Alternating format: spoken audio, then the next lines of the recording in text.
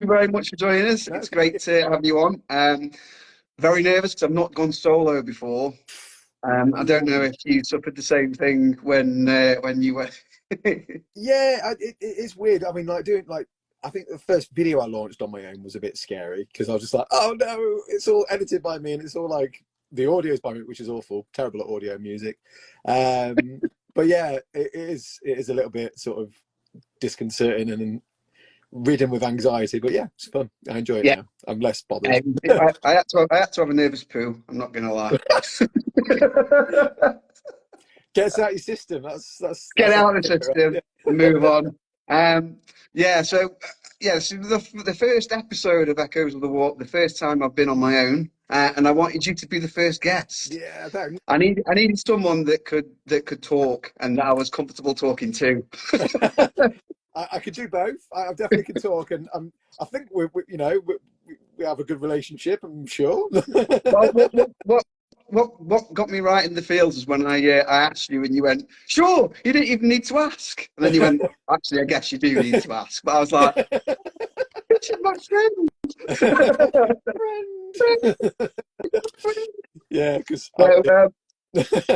we have got some questions from people, and obviously, chat if you want to get involved later on and ask questions. But I want to ask a question Ooh, first before we get on to the ooh. questions, and that is obviously you're striking out on your own now. Yeah, You're going by yourself, and there. So from the emotional post that you and the painting phase made, it was obviously, but you were obviously both very not upset to go. You were upset to leave. They were upset to see you yeah, leave. yeah. But everyone wished everybody well, so it's all great. So I don't want you to spill any tea or anything. Um, That's a crime as well.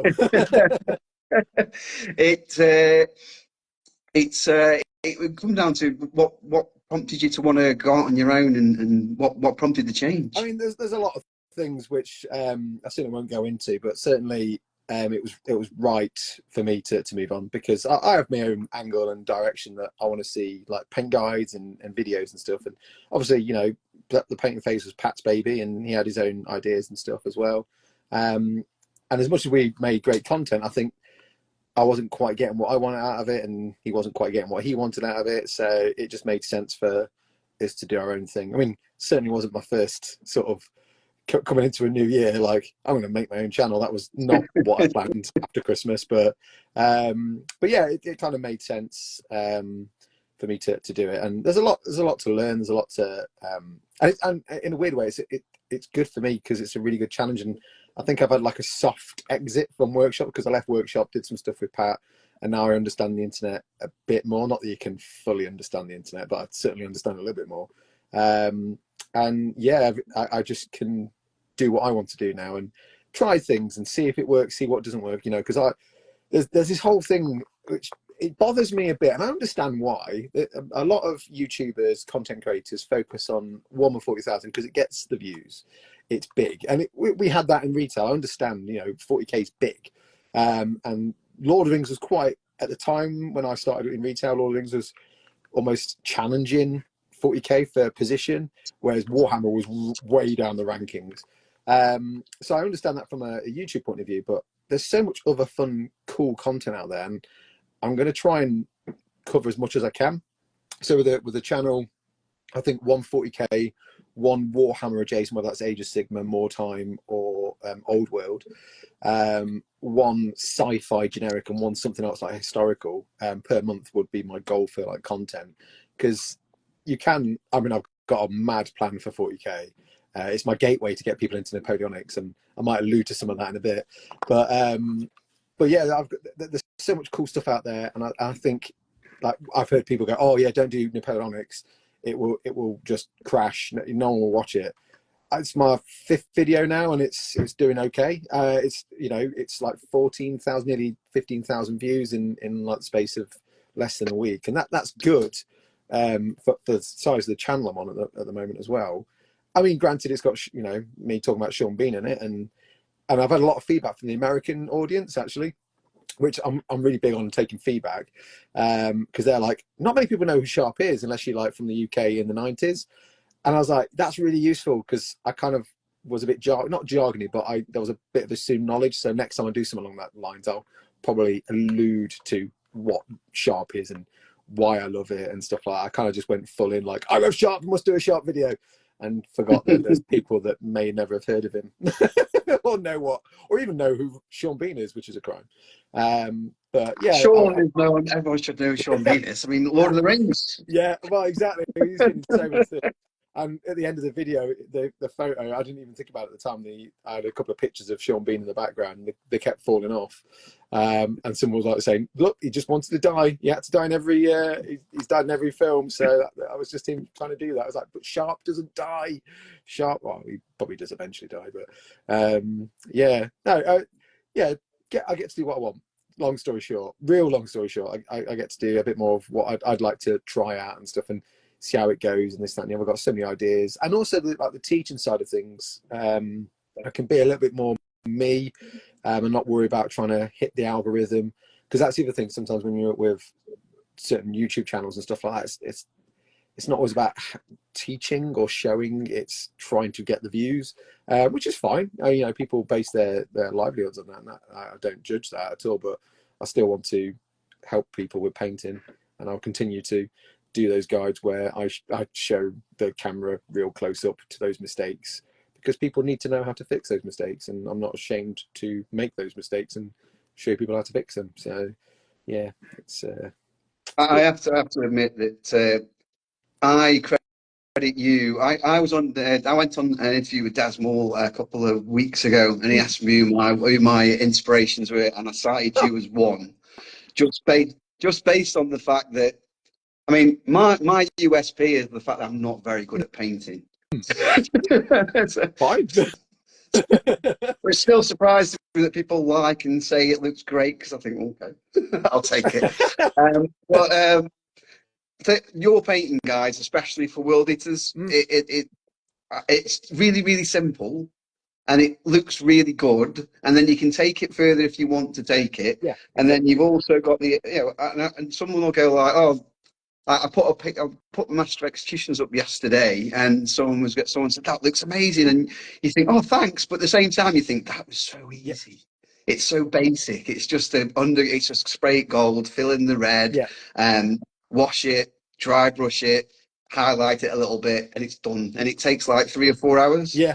And that's me taking my time. Obviously, someone like yourself, it would probably take 3 or 4 hours for a unit.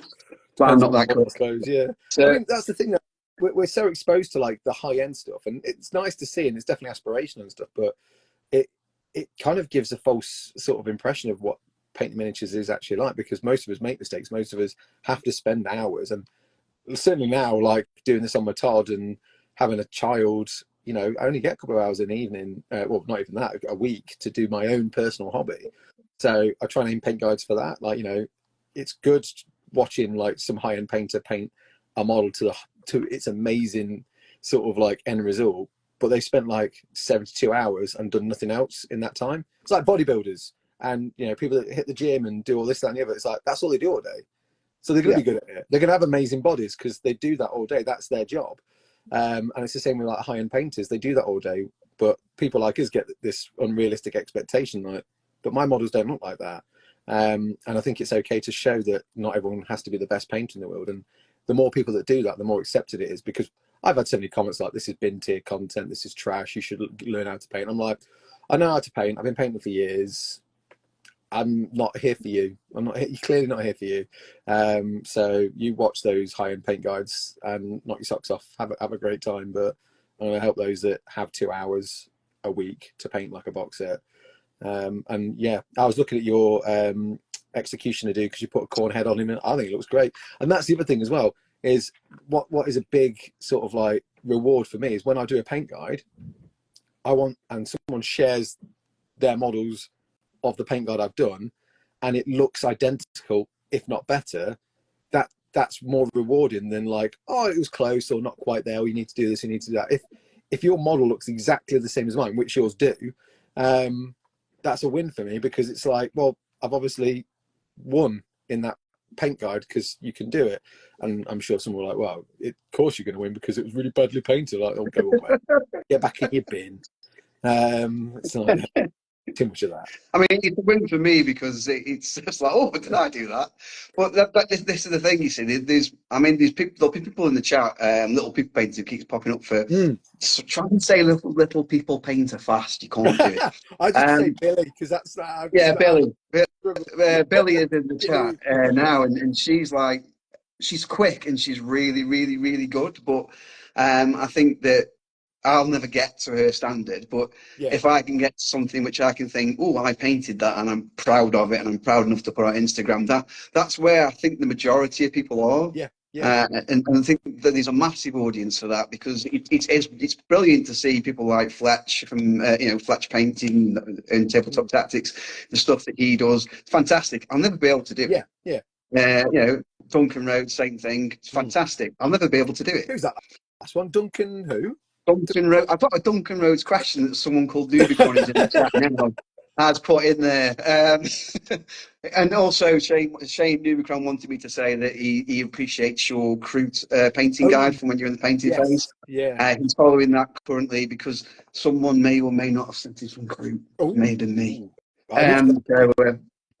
Yeah, he's using that guide. So you can see that there's an appetite out there for it. I was really interested to see what you were going to do when you said you were going solo. Yeah. And then when I saw it was a lot of painting stuff and painting guides, and I also like the personal touch you put on it, like the dwarf video that you put out. We got Peach's childhood, Yes. which was Yeah. good.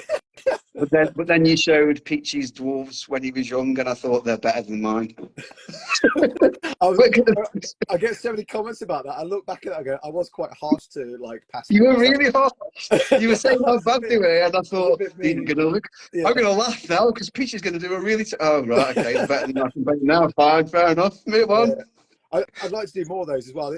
Weirdly, it was really easy to film that video. It was more and edit for most of it was quite swift. I got like the footage edited and the talking bits done. It was just finding like otherwise it's just looking at my face, right, which can be quite off-putting for a lot of people. So trying to put like some visuals over the top of it, that was the thing that took the time. Was just finding like information from books, photos from my own books, stuff from the internet.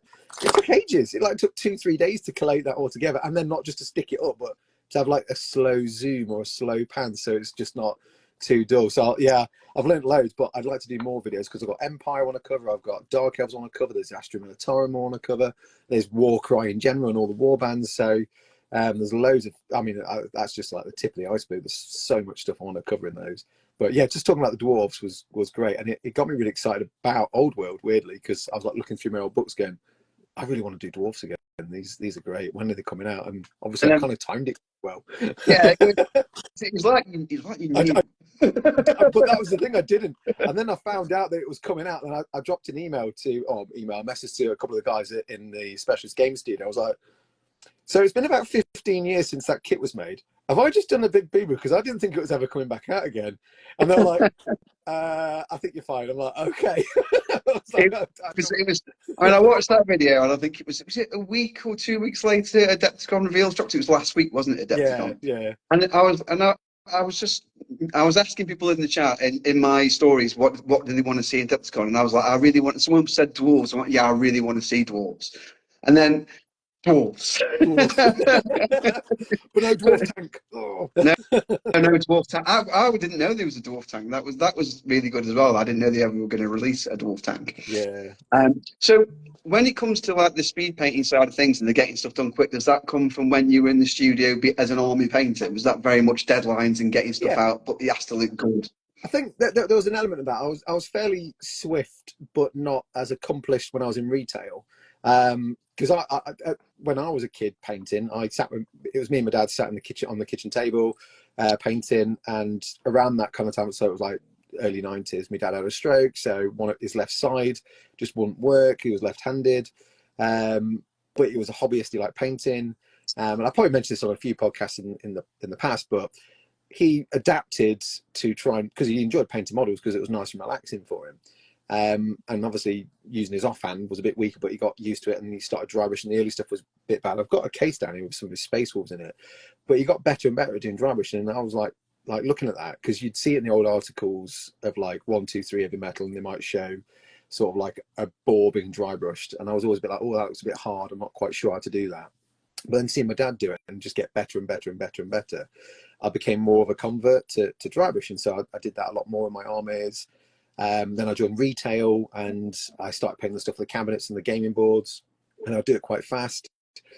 And I thought I was pretty good from a, getting stuff done to a tight deadline for retail cabinets, because you'd only get like a week of the product before you had to have it out for release. And then I joined the studio because you had to go through like a whole process of elimination. And then I, like, the first couple of weeks, I learned so much in that time. And then I got to see the things I painted for my application after like a month or so of being in the studio. Oh my God, they were terrible. I looked at them, I was like, oh my God, how did I get a job with these? These are awful. And but I guess because my standard had changed so much, I'd just been because again, sat down 8 hours a day painting toy soldiers for like 4 weeks, your skill set rapidly increases. You get tight deadlines. And a lot of it was like, my manager at the time was like just trying to see what I could do in that time. And there was like a project which was fast, and then there was a project which was quality, then another project that was fast with a bit of quality. So he was constantly like stepping the game up a bit in speed and quality. And yeah, that just kind of filtered into my own time doing my own armies and like, vast collections for Napoleonics or World War II or God knows whatever. I did all sorts of random stuff. But yeah, I think it definitely peaked when I was in the studio. I think because I'm there, and that I guess that's the privilege of a lot of painters that maybe do commission. That's their job now. They sit at home commission painting. I was sat at work on a desk doing like stuff for the publications. But then from my point of view, I had a lot of sort of artistic mindsets and creative mindsets around me that would check you and go, oh, is that really the kind of highlights you want to go with? Or surely you could do it. But you were always pushed, and there was always some sort of like feedback process that tweaked your skill set a bit more. I guess being on your own at home, sometimes you can just think and look at your stuff and go, that's fine, that would do. And I sometimes do that, and I still throw that down actually with like my painting. Was like, sometimes done is better than perfect, because I can always add to it at a later point. But yeah, certainly for a publication point of view, then you had to be a little bit more finicky about your details and stuff, which makes sense. Would GW still doing the thing when I applied? You had to take like a squad of models that you'd painted with you. Did you have to do the presentation as well? Yes. Yeah. Is that for retail? Like that was for retail, yeah. That was one of my favourite ones, because it was when I was actually managing. We did the recruitment stuff. A guy came in, and I was, because it was like, bring a figure case so you can look at your models and you stand up and you get asked questions and you talk about yourself. And I was like, oh, we want to see your models now. And this guy had one of those sort of like laundry baskets, like a small laundry basket, and it was just metal models piled in it. And he just turned it upside down, so it just poured onto the table. And everyone was like, oh my God, what? They're all broken and chipped, and you can't. And he's like, that's my army. Everyone was like, I don't think you're getting a job. He had no care at all. He just did not care about the models.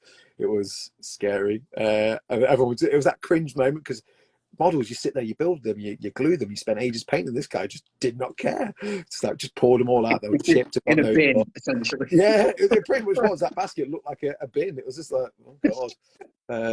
But yeah, I mean, he was a nice guy. He just not right for retail, I don't think. Yeah, I remember because I've never been a fantastic painter, and they were like, bring a squad of models. And so I had this, it was the old metal Terminators. I think I've still got them over there somewhere. And I thought, I need to paint the proper stripes on the power fists. And I was there for hours trying to, and they still didn't line up, but I was like, that'll do. And then some people were putting these like elves and stuff down. I was like, oh God. Yeah. And then I struggled with chevrons. Chevrons are hard, man. They are hard. Then your first video for Warhammer TV is like, paint chevrons. I'm like, ah. Yeah, it's still not a skill that I'm better at than I was then, but it's still not a skill I've mastered. And then I had to do Then we had to do the presentation, and it was back in the day where your presentation, there was no PowerPoint or anything. It was just like a flip chart. Oh yeah. And I did mine on the WWE. I was like, but talk about something you like, but talk about it can't be Warhammer. And I was like, oh shit. Yeah. I can't remember what mine was, because it was something similar like that. Like, talk about your favourite, something that's not Warhammer, but something you're really passionate about. And I can't remember if it was something to do with Sean Bean or Sharpe. It was definitely Napoleonic orientated, in fact, historicals, I'm sure of it. But yeah, that takes me back. Thanks, man. I need that. I feel like my hair growing back. It's great. It's nice to know, nice for people to know what happens behind the scenes at Games Workshop. Oh yeah, These poor people in the retail shops, they have to work for that job. yeah. They don't just give it to you. You can't just like Warhammer and go, there you go, there's a red shirt, there's a till over there, see you later. I mean, I think I applied 7 times for retail before I finally got a job, and I wasn't looking for the job the time I actually got it. I was at uni and I wondered by. I was like, oh, I'm just going to pop into workshop, see if there's anything new. And one of the staff members that ended up being one of my colleagues, and then eventually like my manager, it was just like talking to me, going, "You ever thought about working here?" Because I guess by being at uni, I'd become a bit more, well, talkative. Because living on your, not living on my own, but living in the middle of nowhere with just your dad to play, it was quite hard to get like, probably be like super social. I like to talk, but I wasn't like super social. But being at uni, I got a bit better at it, and I guess that came across when I was in there chatting to the guy. And he's like, "Have you ever thought of applying for a job? Got a recruitment thing coming up?" And I was like, "Yeah, sure." I got the job. So, and I wasn't looking for the job. That was the thing. I already had a good job working with my mum cleaning hotel rooms, which doesn't sound great, but there's so many fun stories, and we used to get so much free stuff. Because there was like one time there was like I don't even know what the pop ban was, but a pop ban had stopped in one of the hotels, and there was about 50 crates of beer, and they're just like, "Help yourself." I was like, "What?" "Yeah, just help yourself. Take what you want." I was like, "Okay, we'll take 3 crates. Is that acceptable?" "No, take 5. Why are you taking 3?" "Okay." Yeah, that was a great job. But yeah, got a job at Workshop, which was ideal. 50% discount. 50% Yeah, discount. And did you still have the metal? Was still metal miniatures around where it was? When I was there, it was £2 a kilo. yeah, it was definitely cheap. I can't remember the exact number, but I definitely remember it being like plastic was super light, so you got loads for plastic weight. But yeah, metal. I got so much metal stuff during that time. I ended up doing an Imperial Guard army like GI Joe, Cobra, and I got nothing but Sentinel helmets. So like the crew from Sentinels had like a bit of, I think they had a bit of a face mask, but they had the goggles that would come down, and they just looked like GI Joe Cobra troopers. I was like, I'm gonna order 75 of them. I was like, no, that doesn't seem enough, because it only comes out at £3 or something like that. I'm gonna order 175 of them. Yeah, I don't think anyone who worked at Games Workshop actually made any money because we just gave it back. Yes, yes. It was so cheap, So true. and we had loads of stuff. There was a People time, sometimes say, I don't know if you ever heard of this, but there was a time where you could have, when you did the order by weight, taking out your wages, and lots of people did that. They had it taken out their wages, but so yeah, many people yeah, had so much taken out of their wages that they couldn't afford to pay bills, so they had to then stop that as an option, yeah. which is doesn't I surprise me. knew early on that was probably dangerous to be doing that. Yeah, or smart, or smart. Maybe. It's people sometimes say, like, how come you've got so much old metal stuff? Well, I probably paid a tenner for that big pile over there.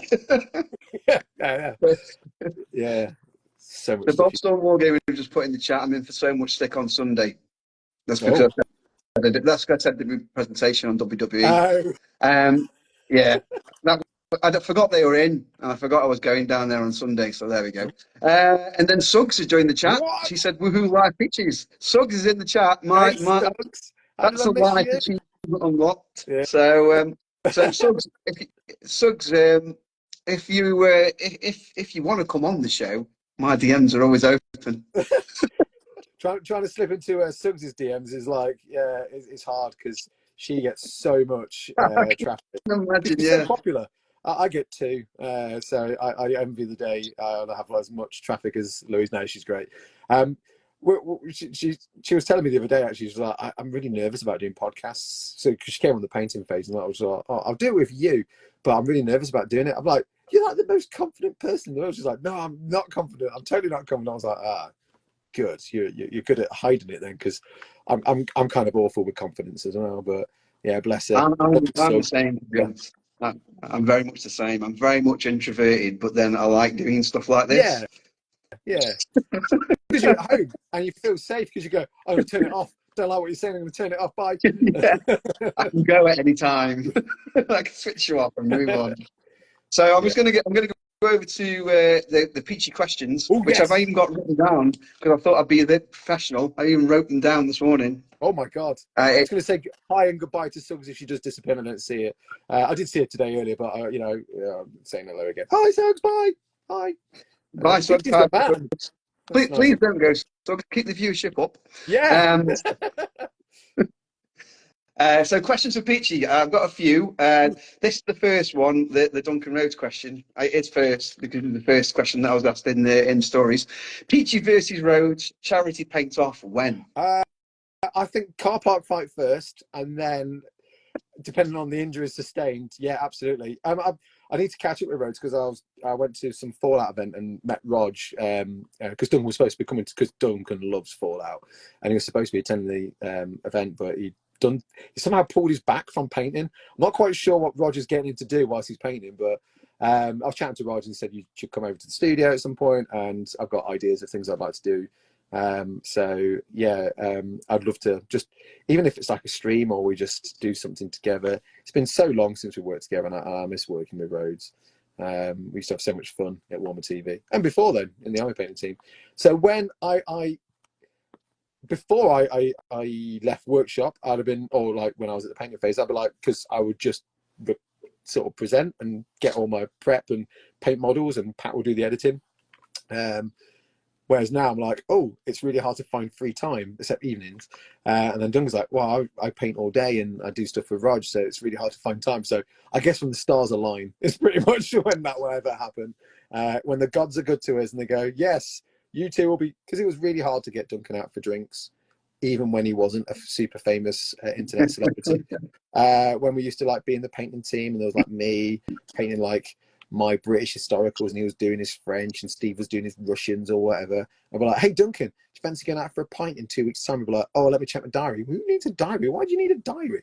And then like, he would always like not make it. So then me and Steve would be like, Duncan, in 2 years' time on this day, could you make this so we can go out for a drink together? And he'd be like, yes, I could totally do that in 2 years' time and still not make it. So yeah, when he wasn't a famous celebrity, it was hard getting him out for a drink. Maybe he just didn't like us. Oh, hang on.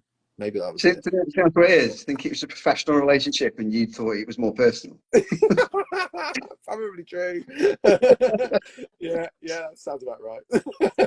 So someone I just asked as a follow-on question. I've lost it now because the chat's moving that fast. Who did you battle in a car park? I think you remember you telling the story about fighting in a car park, but with Yes. obviously not real fighting. Yeah. It was weapons.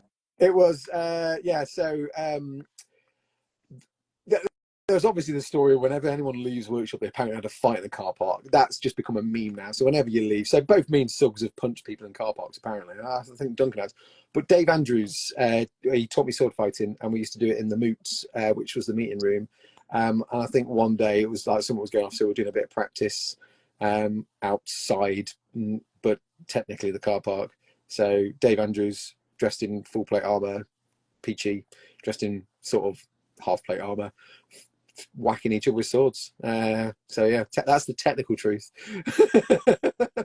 Did you get any funny looks from people driving onto the car park at the time? It was about 6 o'clock in the evening because we did it after work, so most people are like leaving. I can't remember if it was like taekwondo or aikido or yoga. There was an event. It was double booked. There was an event going off inside where we normally do our training because it's such a high ceiling that we can like really go in with like sword strikes and stuff, and then even use pole arms.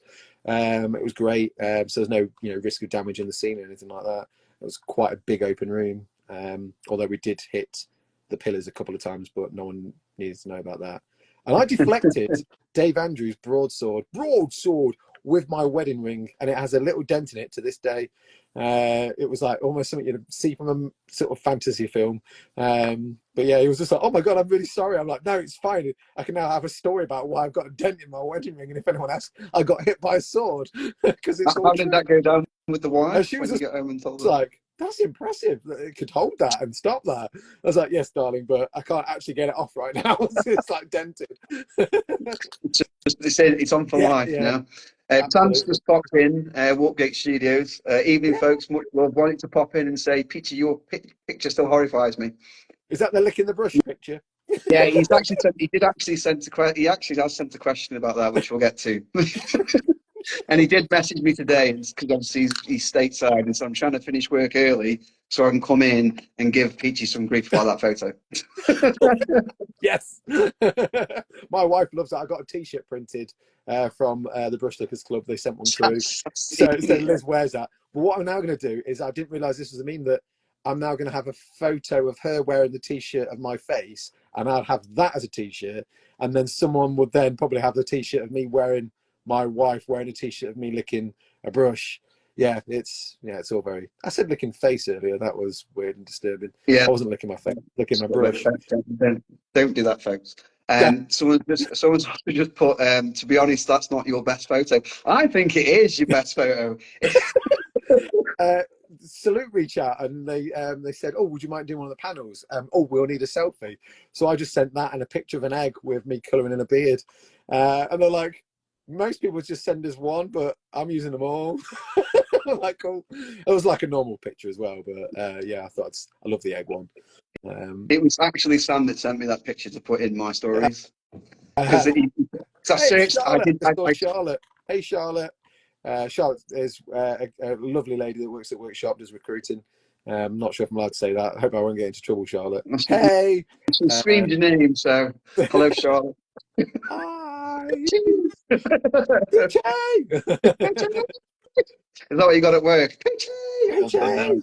Yeah, I was a bit sort of like idiotic because people are like, "How you doing?" I would always be like, "Peachy." it got thin real quick, so I had to spruce up a bit. But big waves, big waves from Charlotte.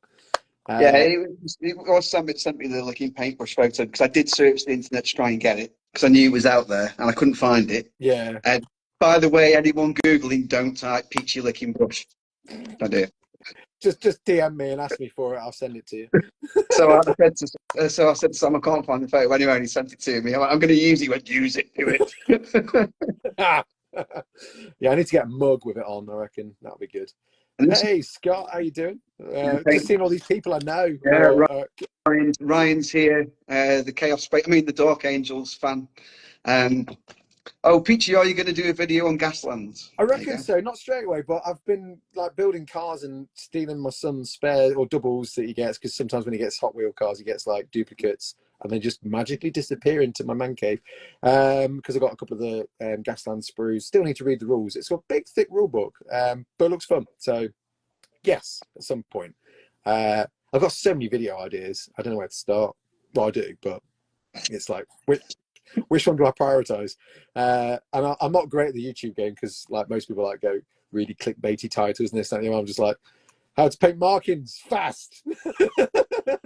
I'm name dropping a bit here, but I was talking to Liam Dempsey the other week, who may be a future guest. Ooh. Well, he will be a future guest. We've got to try and sort it out. And he was saying that he doesn't know how you do it as far as getting on all these podcasts and doing YouTube as well.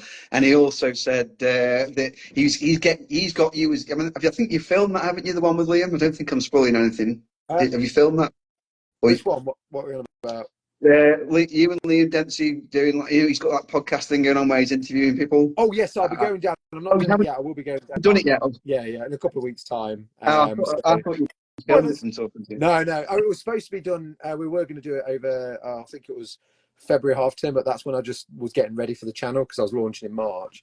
And then he messaged me the other day saying he's still up for doing something over because I'll try and do it during half terms if I can, because it's all to do with like childcare, because I take my son to school and if I can pick him up because my wife works at a school as well, so she has to leave really early and come back sort of around about a little bit after school kicks my lad out.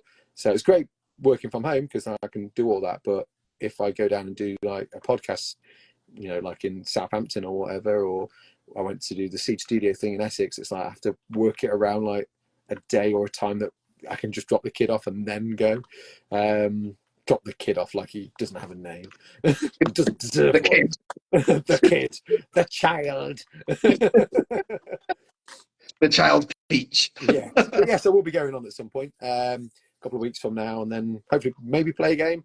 My 40k rules is very slim. supposed to be playing Ruby, who's just in the chat there. Yay! Wow, Peach the kid. Peach the kid. Playing Ruby on Saturday with Tabletop Simulator. I've never played Tabletop Simulator. I've just installed it. And it's going to be fun. It's going to be a car crash, Ruby. It's going to be a car crash, but I'm sure it'll be entertaining nonetheless. So yeah, I'm looking forward to that on Saturday as well. Just learning how to play 40k with Sisters of Battle on Tabletop Simulator. Oh, that's a lot to learn. Would that be your first game attempt? Second, but I wouldn't really call it. The first game I played was around Christmas time with a bunch of school dads that are all Warhammer fans. And I've used my Sister Battle there, and I think after turn one, I had like a handful of figures left. So I didn't really get to experience the rule set. All I got to experience was placing figures onto a board, rolled a handful of dice and took a load of figures off a board, and then went, that was fun. Basically 40k, I think you'll find. Oh, right. Okay. Oh, cool. You know all those models you spent hours painting yet? Take them off. Yeah, that's yeah. I know that feeling. Yeah, so I was saying, I was talking to Liam, and he mentioned he was gonna. I thought he'd had you on, but he obviously going to go on. Yeah. And he said he wanted to get hold of you now before you get really, really famous and too famous for him. I'm trying to get too famous for him. So that's something I'm very conscious of. Is like, I came from nothing, and I've been lucky. So I just randomly walked past retail, somehow got a job then, and then I was fortunate to get a job in the army painting team, and then I was just lucky to get into Warhammer TV, and it wasn't through any skill. I think it was just luck at the time. But there's a lot of people that support me over the years, like viewers and colleagues and stuff. So there's always that thing at the back of my mind going, I should never ever rest on my laurels and think that I don't need to push myself or thank these people. So if I can, when I put a YouTube video on, I'll try and do. I like to think 100% response, but some people are dicks, so I won't with them because they're just rude. But for most people, if they comment or interact or have things or questions about the paint guide and stuff like that, I'll try and respond. Same on Instagram, same on like Instagram, Twitter, whatever it's called now, Facebook. If people reach out, Discord, I'll try my best to answer them. I'm not too good to. I won't ignore people unless it's a really weird question. I hate the ones on Instagram. I don't know if you ever get it, where you just get someone that sends a DM. It's like, "Hi there." I'm like, "Oh, so you're a scammer then, aren't you? You're either one of those weird sex bots or a scammer. I hate you." Yeah. So yeah. So you get the NFT ones as well. Oh yes, NFTs. Yeah. I think half of my following is probably just like them. So yeah. Never too big. I had one this morning just replying to a story, and all the story was like a list 10, like the viral ones that go on your stories where you just put like 10 names in the hobby down, and he replied to that and just went, "This is a beautiful piece of art." I'm like, "No, it's not." I'd like to buy it. It's an NFT, really. Yes. Oh yeah, I hate those. It's like, oh yeah, DM me. I really like your page and the what is it, the vibe you promote. I'm like, painted toy soldiers, you weirdo. What are you on about? You could be an ambassador for my jewelry. Why? I've had jewelry, trainers. Yeah. I mean, if Are your you jewelry sure? was like severed heads and like clone trooper iconography, then yeah, I'm totally on board with that. But it's not, is it? It's random. I'll paint some space marines on your trainers. It'll be great. Yeah, I'm always tempted to see how far these scams go, see what I can get away with, but I just don't. Yeah, I sometimes think, shall I reply and then like screenshot it and put it in my stories? Yeah. Yeah, I've seen people. I've got quite another question in chat. Keith Yes. Winquist. Do you think miniature painting is taken seriously outside of the hobby, or do you think it is more hobby specific? It's interesting because it's something I've been talking with James from Siege, because and he's right to say it is a trade, like certainly like commission paint and stuff like that. It should be seen as a trade because a lot of people can paint, want to paint their own stuff. I'm one of those. And there's a lot of people that don't want to paint. Time is precious, and will happily pay someone to paint. But there's a lot of people that don't appreciate the effort and time. So, little people painter, Billy, commission painter. You know, she's probably had it so many times where folks just don't value her work and just go, yeah, but if you do it for me for free, I can promote you. It's like, no, that's not how it works. So I used to get like art commission friends that would have the same thing. They would just want free stuff because they don't value it. And I do find that with a lot of like commission painters and hobbies out there, it's not seen as a true art. It's just seen as a bit of fun. And I know how, from being in retail in the design studio, people would look at heavy metal with like some sense of like mysticism and magic and go, ooh, look at them, they've painted magic and they've done like highlights that are super crisp that look like they're all blended and they've done this, that and the other. They're amazing painters. It's like, cool. And then they look at the stuff that we've done, because we've done the armies, we've done loads of armies. Our talent is speed and shortcuts, but they look at our stuff and treat it with less value, which, you know, from a time point of view, it's the same amount of time with bum in the chair. I've just done 10 times more figures. But the thing we always used to find was a lot of the perceptions, certainly in the studio, like when you had people wandering around, was, yeah, but I paint my own time as well, so I can paint to what you do. I'm like, but do you do it professionally and understand how deadlines work and speed and this, that and the other? No, you don't. Because often you'd get like, yeah, it's just dry brushing, isn't it? It's just dry brushing. It's like, no, it's not quite how painting armies for a studio works, because we have we have law to follow, we have all the iconography we've got to worry about. There's so much involved in it, but because people are into the hobby, they would see what you did with like a lesser sense of value than what heavy metal would do. To the fact, and this used to really grind my gears, they would see your hobby desk as their personal hobby space as well, that during lunchtime they can just come and sit at your desk and start building their own stuff. So there's been many times where I would go off for lunch, come back, and there'll be just like a random manager sat at my desk using my clippers and knife, doing their own hobby. I'm like, what are you doing? It's like, oh, I'm just clipping some figures. I'm like, well, I kind of got deadlines to it. Can you get out of my chair? It's like, yeah, when I finish doing what I'm doing. I'm like, oh, okay. So I see how this goes. Think nothing more of it. Come back another couple of days later, my glue's gone. A couple of days later, my clippers are gone. I'm like, I'll send an email out and I'll be quite brutal. And this was the time when I was a manager as well, managing the army painters. Like, if anyone else goes into the painting studio and helps themselves to clippers, glues, paints, and takes them from the army painters' desks, if I find out who you are, I am taking your keyboard and your mouse and your monitor and using it for my own personal use at home, because what you're doing is exactly the same. And loads of people were like, yeah, sure. And then one day I just took someone's mouse because I knew who it was. I'm like, taking your mouse, taking your mouse. And they couldn't find the mouse. And they're looking around going, I can't do my work. I'm like, oh, it's really awkward, isn't it, not being able to do your work? It's really hard. Yeah, now you see how that works, don't you? How that balances out. Can I have my clippers back? Yeah, right then. Thanks. There is a trick that when I was working in IT that the IT guys used to do. I can't remember how to do it now. You can. There's a keyboard, there's like a keyboard sequence where you can turn their image upside down. So their entire, like, everything's upside down. And if you ever annoyed anyone in the IT support department by, like, because you know IT support, they're like the grunts of the IT world. They're not Yes. thought of as like minions who do stuff. But if you ever annoyed them, they would then turn your screen Yeah. upside down. Good. And they did it to a HR manager once. They did it to HR manager once, and she phoned downstairs. She went, "How do I fix it?" And they went, "Turn your monitor upside down." So she literally physically turned the monitor upside down. Oh, wow. So that's just a trick. If you're ever in an office, I can't remember how to do it. I wish I did, because when I'm working now, I'd love to do that to people. Yeah. It'd be great. Yeah. There we go. Control Alt and down. That's how you do it. Oh, interesting. I'm going to try that. I knew it was really simple because Hang as on. soon as I realised you could do it, What's the way to fix it? I need to know that in case I do it.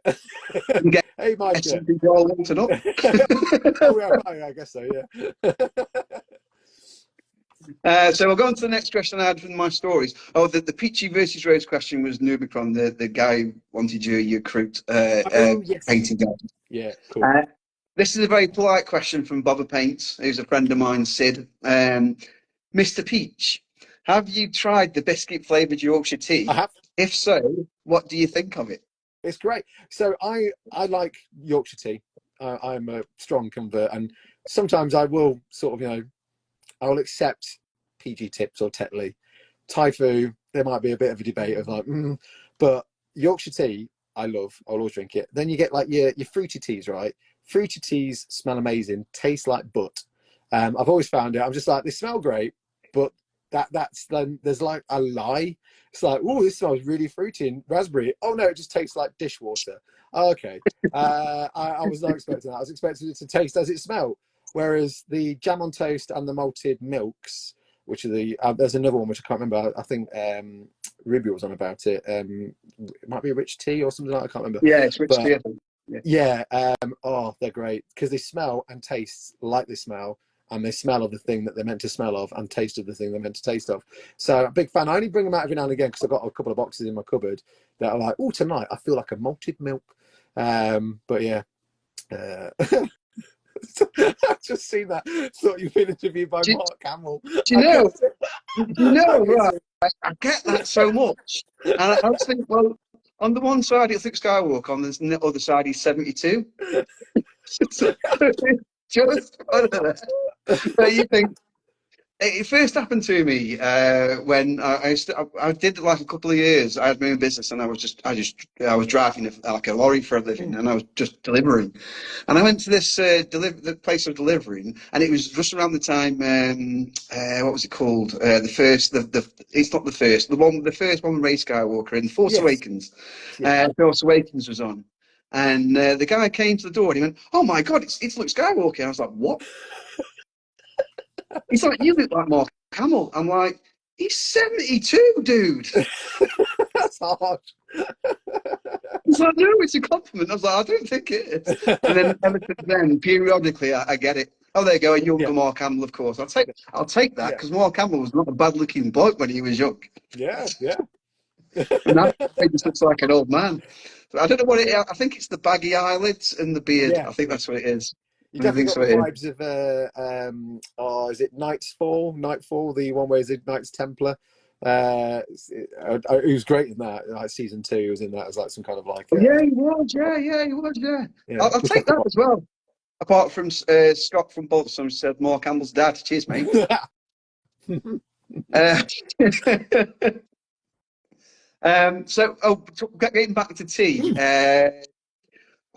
Yorkshire tea. Then you're a big Yorkshire tea fan. Is Yorkshire Gold the best? This is what I've heard. I'm not a big tea drinker, so I mean, I like it, but I still prefer just standard Yorkshire tea, and I think that's just because I've had it for so long. And as nice as Yorkshire Gold is, I prefer just the original standard, whatever you want to call it, like Black Label. Yeah, it's a hard one. I don't think I've drank enough Yorkshire Gold to make an informed decision because I normally just drink normal standard Black Label because I love it. So yeah, it's nice. Maybe I should get it and have a bit of a test. Maybe we should do it as a video. yes, yeah, sure, yeah, that'd be a good content. I'd watch that. Yeah, there was a job years ago of being a Yorkshire tea taster, and that sounded amazing. And I was going to apply for it, and I never did. And then I watched a documentary about it because it was something like Victoria Wood talking about tea, and it looked like the most horrendous job ever because you can't even drink the tea. You have like a sip of the tea, you spill the tea around, and then you spit it out. I was like, what? That's What's not that? right. But yeah, So not for Jane says number 1 Yorkshire, number 2 Gold, number 3 puddle water. Is that a drink? puddle water. I think it's just And puddle number 4 decaf. Or is he saying like puddle water is better than decaf? I'm really confused. Because I had to Google to see if biscuit flavored tea was a thing because I wasn't sure it was a joke question. I had to Google it to find out it existed. So I might be laughing, and then it could be puddle water tea is a thing. I don't know.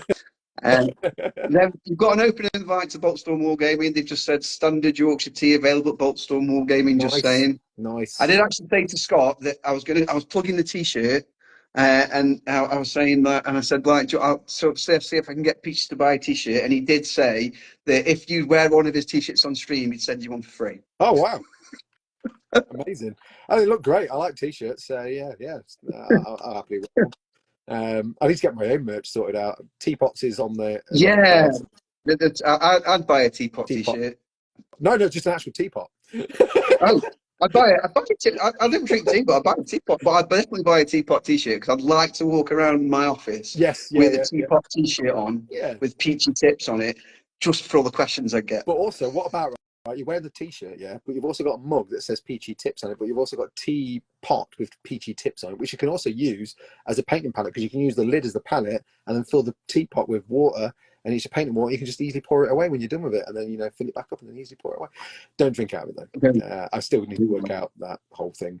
No, I think that's a good marketing idea. And as you've said it on my stream, do I get 10% or any profits? Oh, no. Right. So, quick. I was going to ask you this question myself. Actually, someone beat me to it. Any plans to do some conventions or shows this year? Yes, quite a few. Not as maybe as a stand as such, but definitely I'll be attending a bunch. So I went to ChillCon a couple of weeks ago with Suggs. Met Pete Wargamer there as well, so that was good. I even entered a painting competition and didn't win, but I got a what do you call it when you don't win but you get a finalist pin. That's it. I got a finalist pin. It was for my Silver Bayonet squad warband. I can't really. I mean, the person that won did an amazing job. They had a sort of like large scale Napoleonic red coat, British red coat, looked amazing. So I'd rather get beaten by something that looks cool like that. But there was only about 5 of us that entered the historical categories anyway. So I was like, oh well, never mind. But Suggs did well. Pete the Wargamer did well. So that was good. Then we've got Salute coming up in a couple of weeks' time. Definitely going to that. I'm on the panel for Hobby Heroes, which is like in the afternoon, 2 something. Then there's the expo. I'm going to go to the expo, UK Games Expo. I think there's another Partisan at some point. I think it's soon, but I can't remember. So I'd like to attend that as well. And yeah, there'll be more, but I can't remember off the top of my head. But yes. I plan to. Are you going to all 3 days of the expo, or? I was planning on it. I was going to stop over, but then I saw the price of the hotels, and I was like, and certainly starting my own channel, I'm a bit like, maybe next year. But I want to take my lad, and I'm thinking Saturday is going to be busy, but it'll be fun, and there'll be lots of people there. So I'm not sure whether to do Saturday or Sunday yet, but I might just do the one day, see how I get on, just train it down, something like that. Or I'm the same. I don't know whether to go Saturday or Sunday. Yeah, Sunday last year. I went last year. It was great. Sunday it wasn't too rammed, so I might just do Sunday again. It's hard to say. I know I'm going. I know it's going to be either Saturday or Sunday, but that's as far as my head meat has got me. So I'll find out those edges later on. Then is it a PeachyCon 2026 question mark? PeachyCon 2026. Weird. I've been talking with a couple of people about actually starting a convention at some point. I plan to do one that's again organising, because my wife works at school over the summer holidays. The school hall doesn't get used. I would like to do something that's just exclusive for the patrons, because they've been super awesome and supported me before I even made any content. So I'd like to at least thank them by doing like a little Peachy Tips Patron Con thing. I still need to find out where I can do that, and if I can still achieve to do that, and just bring a load of stuff and just like have a great day. Unfortunately, there's a lot of folks on there that are stateside and across the globe, so they won't be able to. They'll miss out. But definitely down the line, I'd like to do some convention, and whether that's like myself, Suggs, Rob. I was talking to Jordan Sorcery today as well. I love Jordan; he's great. So maybe looking at starting our own con at some point down the line. But I guess I should really worry about like tax, running a business, making content first, and then all the cool stuff after. But yeah, it's on my cards. There's loads of things I want to do, and I can do it. I guess I just need to push myself out of my comfort zone and try things if they go horribly wrong. Someone has just commented, just the tip, Con. I don't know if you get the right audience. What would you call it? I mean, this is the thing. It's like, yeah, it's no, I don't think there's a safe name. Hello, Andy. Just seeing the remembrances in the chat. How are you? You lovely man. Love Andy. Need to go on his channel at some point and do some painting. Supposed to do it. Was it this Thursday? Because obviously I'm with you. It was like either Thursday or Friday initially, but I couldn't do it. But yeah, busy guy. Yeah, and he's I mean that was a question I wanted to ask actually. How are you finding? Were you quite daunted when? Because obviously, like you said, you went from GW, then you went straight with the guys at the Painting Phase. So you've sort of always had companions and like a steady wage, I guess I'd say. Yeah. And now you're basically your own boss. And I've been my own boss, and it can be quite Yeah. nerve-wracking? How did you feel? What was the conversation you had with the missus as well when you went, I'm going Well, to go on there? I mean that was a lot to discuss, and you know she's been super supportive. I mean she has a full-time job, so and at that point I'd accrued a fair bit of savings, just in case I needed to do use them for like stuff around the house or whatever. But I used a small amount of it just to get myself a camera and a light for filming, or two lights in the end, because it came as a double pack, which was great, which was a nice surprise. So there was a little bit of expenditure at the start, but I think knowing that I'd built up a following over like Warhammer TV and then during the painting phase, having that confidence. I'm still not like super confident in my abilities, and like, why do people want to watch me? I'm just some generic bold guy who just talks about painting and stuff. But people want to watch and join and like listen, and it's so humbling to have people wanting to do that.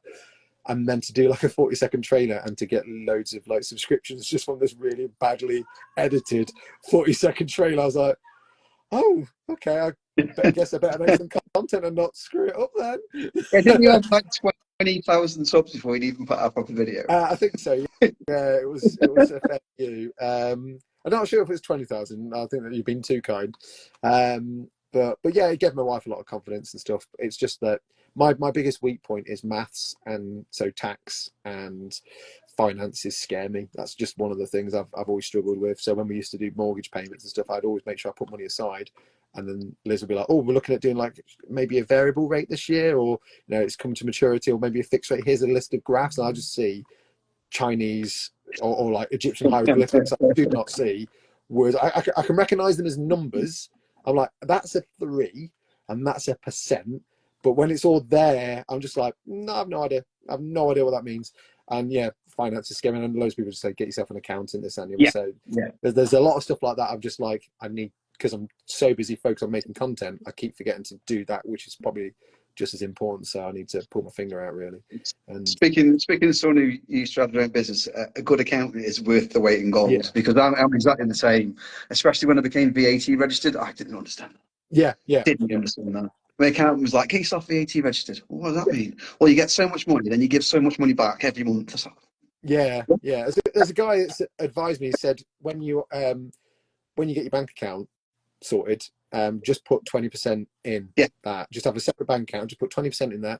Don't worry about it. Each month, just put 20% of whatever earnings you got in there, and then you can worry about like when you get your corporate tax or like your VAT and this and the other, and then you can just take it from there. And usually you'll find you have extra that you didn't need to worry about. I'll be like, oh, okay, so much stuff to get made about. I bet like a year from now, it's like editing, right? I had no idea one end of Premiere Pro from the next until I left and started. Well, I was doing a little bit before because I wanted to help Pat out with the editing side of stuff. But so I kind of got an idea of editing. But yeah, it was definitely like it was a steep learning curve. Using the camera, steep learning curve.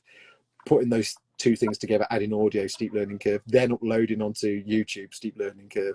So if I can do that, then I'm sure there's like some YouTube videos out there on what I need to do and what does this all mean and this and the other. So I yeah. just need to be better at that. I'm awful at that because I'm an idiot. So, that. I mean, trying to get this stuff done on my own, it was sort of luckily someone in South Africa called Saint Celestine who's become a good online pal of mine, and she was like, I can do logos, I can do intros, I know how to do that. I was like, there you go. Yeah, amazing.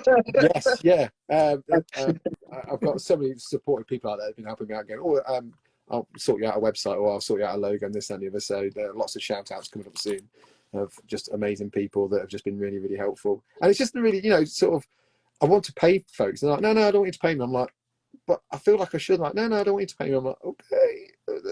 Well, when I get more money, I'll give you some money for it. Like, no, don't worry about it. I'm like, this feels wrong. You're like It's good, using your labor. it's good though. I find that in this community a lot. Everyone is all, if you want something, if you don't know how to do something, you can guarantee Yeah, you'll get messages, emails, people going, I can help you yeah, with that. yeah, And like you say, a lot of people don't want to be paid, and you just feel really bad because like, well, it's taking you time to do this. I don't want you to do it for free. No, I'm happy to do it. It's like, are you yeah, sure? yeah, yeah. It is But mind-boggling, absolutely mind-boggling. another Um, question from the stories, which is I said was a bit like cannibalism in my stories. Do you like to eat peaches? I That was do. from William X Yeah, Thunder, and you do. I find them quite juicy and a bit dribbly and hard to eat. So I prefer nectarines if I can get them. But peaches, I actually behind me, you probably can't see. I've got a booklet and there's a pack of peachy rings as well. So Lidl, you can get like a set of like a bag of sort of Haribo style sweets, which are just peachy rings, taste of peach. Oh yeah, yeah. I used to offer them around the office. Again, who wants to taste my peachy ring? Does anyone want to taste the peachy ring? Apparently, I used to get told off. I say apparently, I used to get like words from my manager going, "Can you not keep going around the office and offering your peachy ring?" I was like, "It's sweets. That's what they're called." I was like, "I don't understand." I used to play like the ignorant sort of card. Like, I don't understand. Why are you getting so upset about me offering some sweets? They're just sweets. It's just, I don't understand what's up with you. You know what you're doing. No, I don't. I don't understand. What do you mean by peachy ring? They're peachy rings. What are you getting from it? I'm terrible. That's probably why they And then I had this really depraved question from someone called Peachy Tips. Oh yes, yeah. Shoot it out. How does Peachy stay so young looking? He's like 87 or something. Yeah. I've heard this about the guy. What a weird question to ask as well.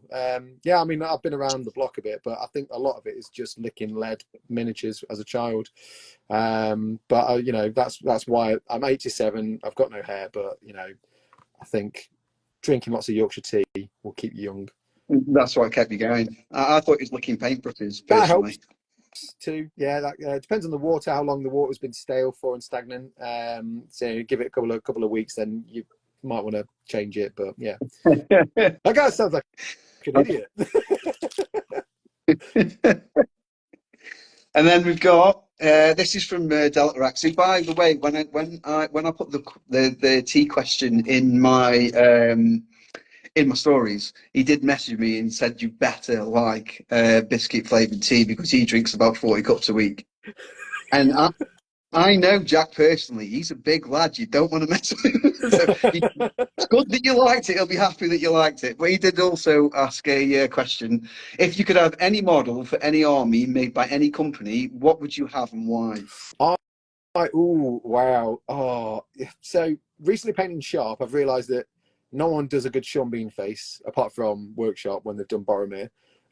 So I'm going to be greedy and ask for two. I would love a multi-part plastic Sean Bean, so I can do multiple different poses. That would be great. Like, you know, sort of like 40k sort of size, so I can use it in Imperial Guard armors. Or just dedicated plastics for Ventrilian nobles. That'd be good. My own personal weird. It's still weird to say. It's like my own personal creation of like an Astra Military Regiment that just seems to be law now. So yeah, them. I like a whole kit of them. Yeah, that'd be great. So like you get your kill team. What's the kill team? Deathcore Creek. You got them. You know, Yeah. Ventrilian noble version of them. Yeah, that's it. That's all I've got. We've got a question coming through. I'm going to ask you about Private Peachy in a minute off the back of that, but we've got questions coming through. Question for Peachy. You have to sacrifice one to save the world. Yorkshire tea or null oil?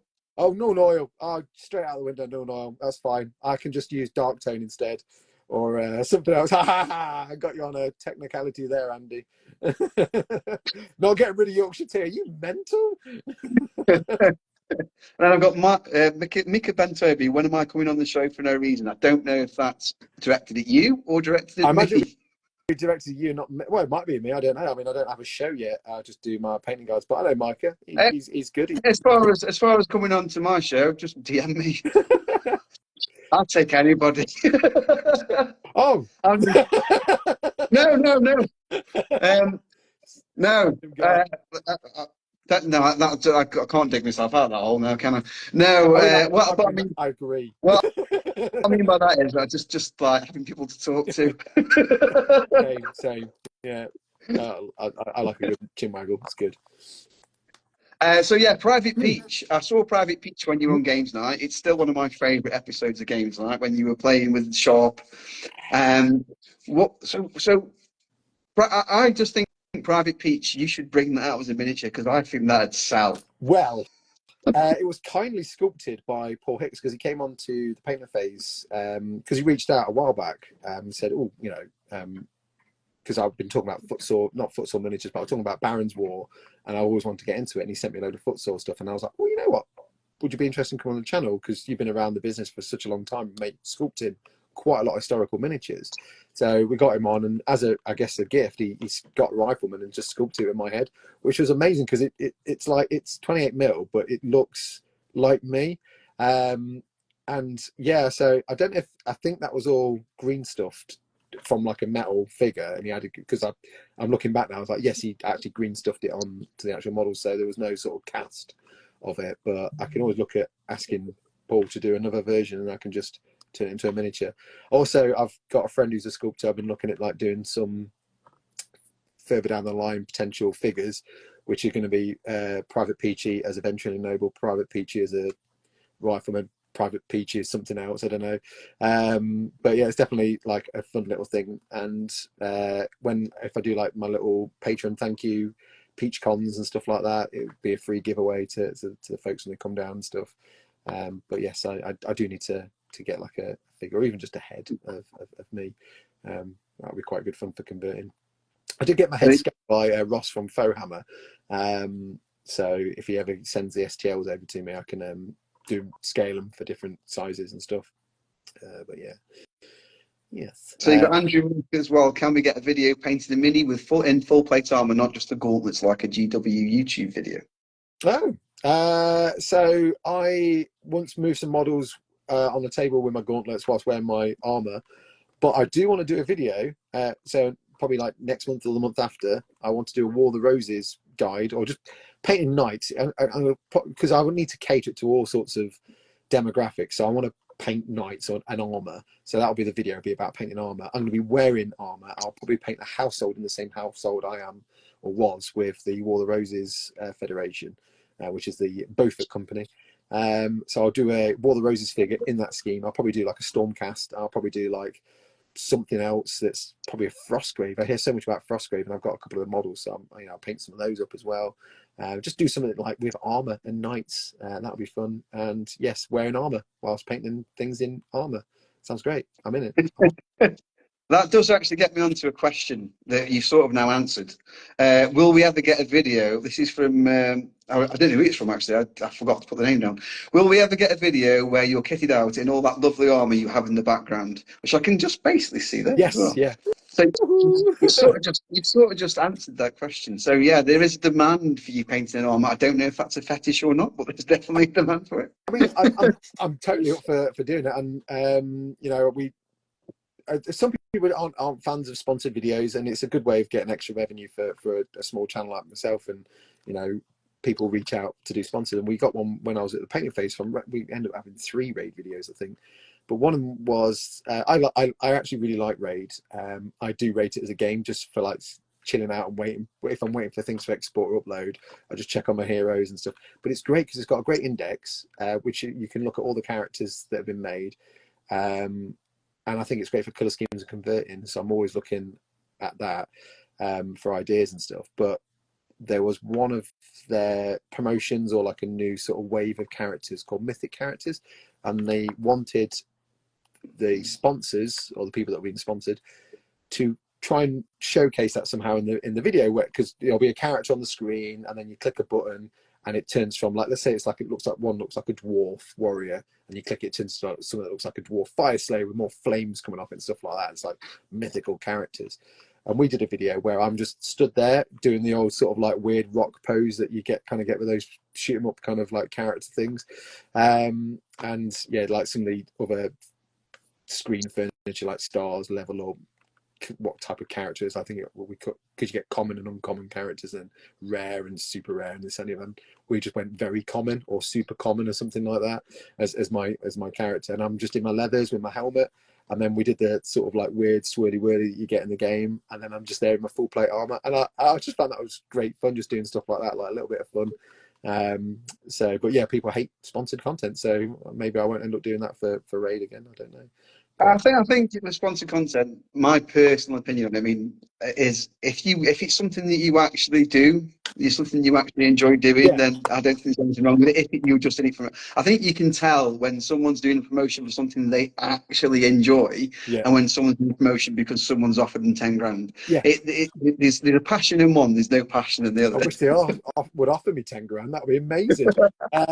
Yeah, I mean, so there's been a few like the Surfshark ones and like the let's see the standard things, Squarespace stuff. When we were doing those, I was always a bit like, I don't really want to do them because they're not particularly miniature orientated. There's a guy I've been talking to recently, actually, Pete the Wargamer, using a guy called Tim. He's like an agent, and he searches for sponsors that are relevant to the hobby. Yeah. Not just like your general sort of like, oh, here's a website by such and such or whatever, and this is how you go about doing it. It's like, if there's dice that like fledgling companies that want to showcase or use their dice, and are happy to pay people to show them. But from my point of view, I also want to like it as well. So, you know, he will kind of work through like knowing what I like and what I don't like and stuff. And if Raid, I said to him, you know, if Raid ever approach, I'll happily do it because I love painting. Because I did one video which was, yeah, we ended up doing 3 videos, I think. There was one which was just a Raid video. I was like, what is Raid? I'd never experienced it at this point, and apparently it's a bit of a meme to do it for YouTube channels. And there's a character that looked a bit like one of the warbands from Warcry, like a Corvus Cabal. I was like, oh, I could just paint Corvus Cabal up and talk about this character. It looks quite cool. Oh, there's loads of other characters that, oh, it looks like Red Sonja. Oh, that one looks like Conan. Oh, I'm just going to talk about that, get excited. Oh, these are really good for colour schemes. So the picture of that was just like talking about how cool they are. And then I did another video which was converting one of the characters, because by this point I got used to the game and familiar with the different characters. I was like, I actually really like the arm on that one. Oh, it looks a bit like a Stormcast-ish. So I converted a character, and I can't remember what the last one was now I did. But oh yeah, it was I made a guard army, a regiment of guard. Well, it was a kit bash of a guardsman, but I used like influences from the Raid background, because it was like using Cities of Sigma and this, that, and the other. And yeah, so I was actually quite enjoying that as a game. And like when they would offer a promotion, I'm like, yeah, because I like playing it. There was a few sort of like, you must say this and you must say that. I was like, yeah, I kind of want to say that a bit different because people might just switch off. But then we started doing like the talking figures, which I'm going to bring back, because they were actually quite good fun when we do adverts, because we found them and we started having like fun little engagements with the figures, talking about, you know, I have a space marine talking to a guardsman, and they're like, oh, have you heard about Squarespace? I'm like, is that like real space? Like, no, is it like warp space? You're like, no, listen, just shut up and I'm going to talk about Squarespace. Just be quiet, you fool. And so you'd end up having like this engagement, like 2 figures and this, that, and the other. It was just a bit of fun. But we used to get spikes in the videos when people watch those, so people actually look out for the silly adverts. So down the line, I'd like to do more. If I do get sponsored, not that I'm expecting to, but if I do, I'll cater it. So Yeah, I'm really cheap for sponsors. So Elements of Power sponsor this stream, and they pay me in these minis. oh wow, what? Elements of Power is like a Yeah, skirmish game, which yeah, they approached me in December and just said, if we send you some figures, can you paint them? And I was like, me? Yeah, yeah. I thought, is this legit? Because yeah. someone's approached me to paint figures. So I sort of checked them out, checked out the website. They're going on to Kickstarter in the Ah, summer. nice. They're going to the UK Games Expo as well over that Yeah, weekend. And I was just like, oh, if you're legit, yeah. And then every so often they send me these little packages. That's got my address on it. They send me these little packages full of miniatures, yeah, and yeah, that's me bought them.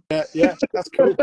Yeah, I mean, I'm happy. I mean, Redgrass sent me a paint handle, which there was no expectation to do anything with it, but I used it in the latest Sharpe video. I was just like, but I kept forgetting because it's got this twirly handle thing that you can spin around. So when your model's stuck on it, you can just spin the handle. And I kept forgetting because I was doing that because I'm so used to static paint handles. So in the video, I'm like trying to turn it around my wrists, forgetting I've got a little twizzly whizzly thing on the top. I just saw Natalie Slynn in the chat. Hey, Slynnigan. Hope you're well. She's a heavy metal painter. I'm not sure if I should have said that. Might get into trouble. No, why would I get into trouble? How did you get into trouble? Yeah. No, she. I want to know who these heavy metal painters are. I think Yeah, it's criminal if they don't revealed. Lynn is really good at painting Stormcast. She is like top tier Stormcast painter.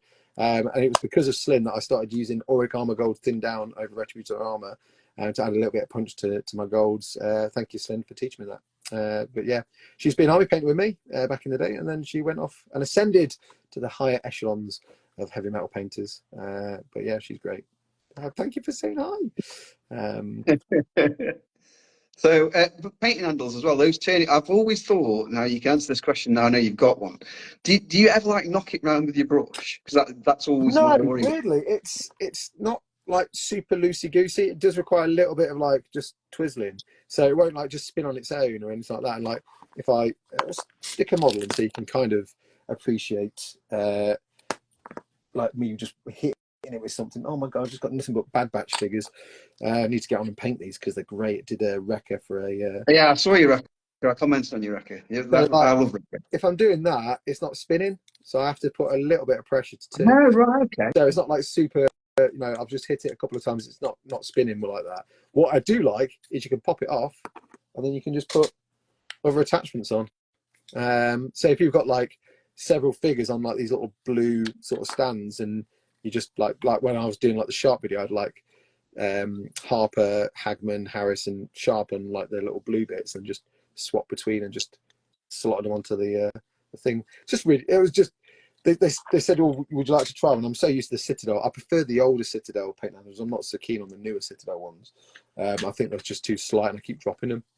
But this is like, Yeah. hold it in your hand. It feels chunky, and I guess that works for me. But yeah, a few people have asked about the Twizzly, and it's got grip, but it's not hard to twist.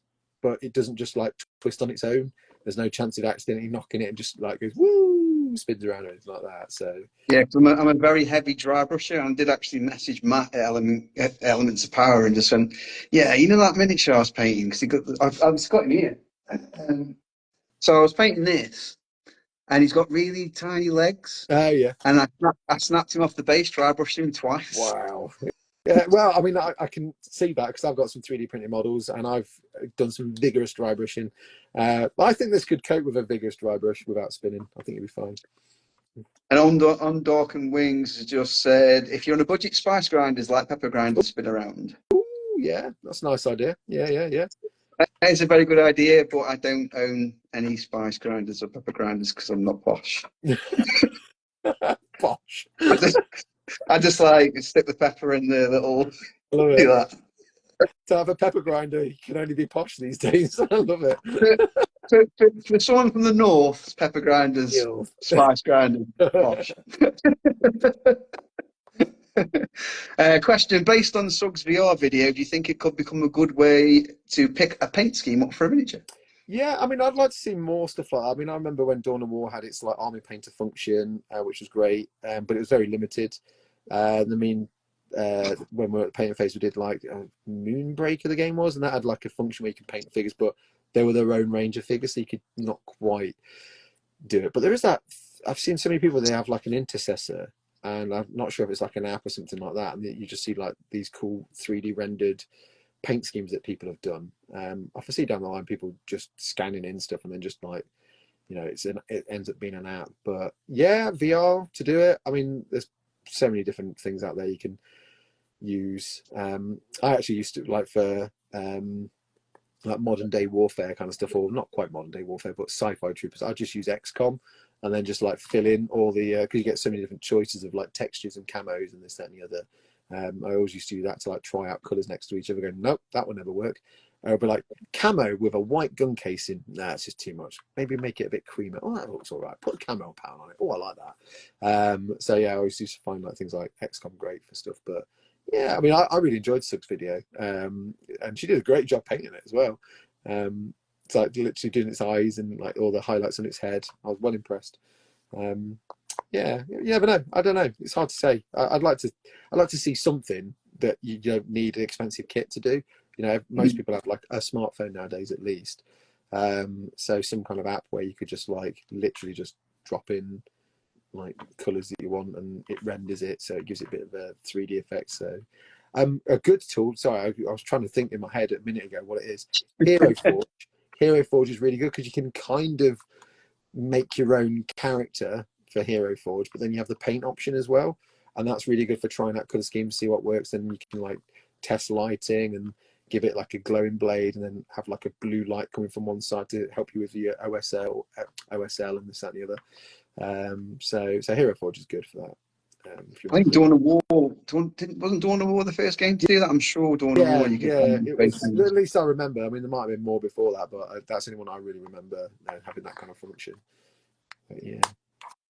And then we've got Warpgate Studios, Sam. This is the question about the photo. Do you realise, or does he realise, how many people have PTSD from his brush-looking picture? Yeah, sorry. What was the background on that? Did you do it for the Brushlickers Club? Yeah, so I'm an awful human being. Both Sean and it's Matt, is it? Am I getting names wrong? I'm probably getting names wrong. Kept asking me, going, "Oh, can you get a selfie for the Brush Lickers Club?" I was like, "Oh yes, I'll do it." But the problem with me is sometimes I'll be like on my phone going, "Yes, I'll do it," and then like my lads are like, "Oh, Daddy," I'm like, "Oh, hang on a minute, put the phone down, go and see what's wrong with Charlie, whatever." Then it's like, "Oh, come on, we're gonna go to school." Get them all packed up, we head off to school. Completely forget for the rest of the day, and then I get another message later on in the evening going, "Can we get a selfie?" I'll be like, "Oh yes, I'll do that in a minute," and then something else happens. This one was more just like, right, they're asking, they need it, quick brush, what do I do? Oh, I don't know. Ah! Like most people just stick it in the gob. I'm going to lick the whole shaft. That sounds terrible.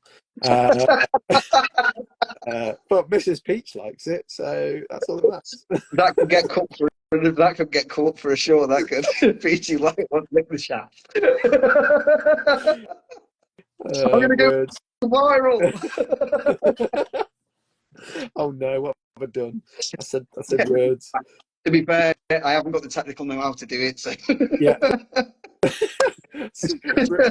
Ruben's just giving me the side eyes there. Imperium Rembrandt's a question for Pete. Would you rather never lick a brush again or never stick a peg on someone?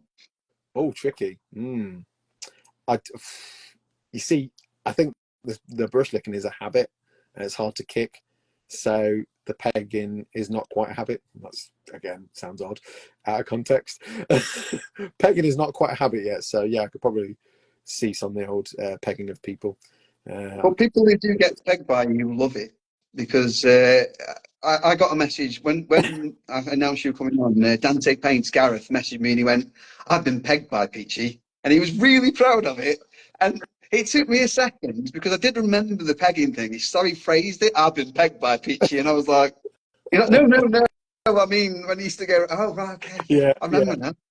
yeah. Just It's getting definitely. that random message, "I've been pegged by Peachy," was like, "What?" I will probably bring that back actually to the channel because that's a peachy story really from my office. It's not like a painting phase exclusive thing. It was just like something that I had a conversation, a really awkward conversation in the office, that was something normal to me. Close pegs on clothes, sneaky little stealth peg here and there, and everyone else interpreted it very differently. And that was the day that my mind was melted and my innocence was lost.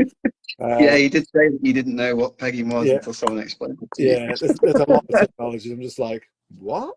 What does that mean? I just saw Ruby saying that she's going to ban me from my own Discord. Okay, that's fair. You got pegged And by then we've got, Discord. oh yeah, Danny, if you're in Discord, pegging is a It habit. is. Okay. So Shelby Studio, we've sort of already answered this. He said to Peach, "How have you found going it alone, working for yourself? Is it scary?" Yeah, you don't know what I mean. At the moment, I've got a good support from the patrons, which is what I'm mostly focusing my efforts on. So my YouTube content is usually design, or I paint stuff, put it on Patreon because they're supporting me, and then I put it on YouTube. But I'm not kind of trying to win the algorithm, if that makes sense. That's something like Pete the Wargamer does. He puts his efforts into the patrons because that's who are supporting him. And then if it does all right on YouTube, great. If it doesn't, it's not the end of the world because he's doing it for the patrons. So that's kind of my mentality at the moment. So there is like a steady sort of like, I know I've got a steady income here, whereas all the other things around are just like finger in the wind, luck of the dice. With YouTube, depending on how the algorithm works, depending on how much ad revenue you get, it could be a couple £100 a month to a couple of £1,000 a month. It could be anything. You just don't know. So I can't base my living on that. And the same with like sponsors, they come and go.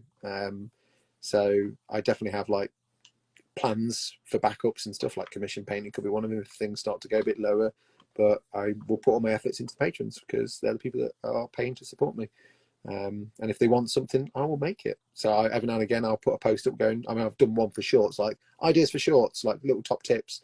Because I did a couple of ones. It was a couple of weeks ago, just trying out how to actually do a short, and then upload onto YouTube. And then I'll put a list of like requests. So like not next week, maybe the week after, I'll just film a bunch of those that people want from the patrons. Usually, it's like how to do white cloaks or how to do OSL or how to do texture on flat surfaces, like a dog that has no fur but it obviously has a fur, but there's no sculpted fur. How do you go about doing that? So yeah, I just ask my patrons every now and again what they want to see, and then they will just tell me, and I'll do it. I'll also do stuff for me as well, like Sharpe and more Sharpe. But yeah, it's scary. It's scary. I think a lot of YouTubers now are going the members route, aren't they? They're setting up like members, so you can become a member, and there's tiers in Yes. membership and unlocks different Yeah. stuff and members only videos. I think YouTube ad revenue as a whole isn't great anymore, and I think that's the way a lot of YouTubers now, especially in our little community, that's how they make the money. So, which is, I mean, I'll admit that I'm a Winters member. I'm a Liam.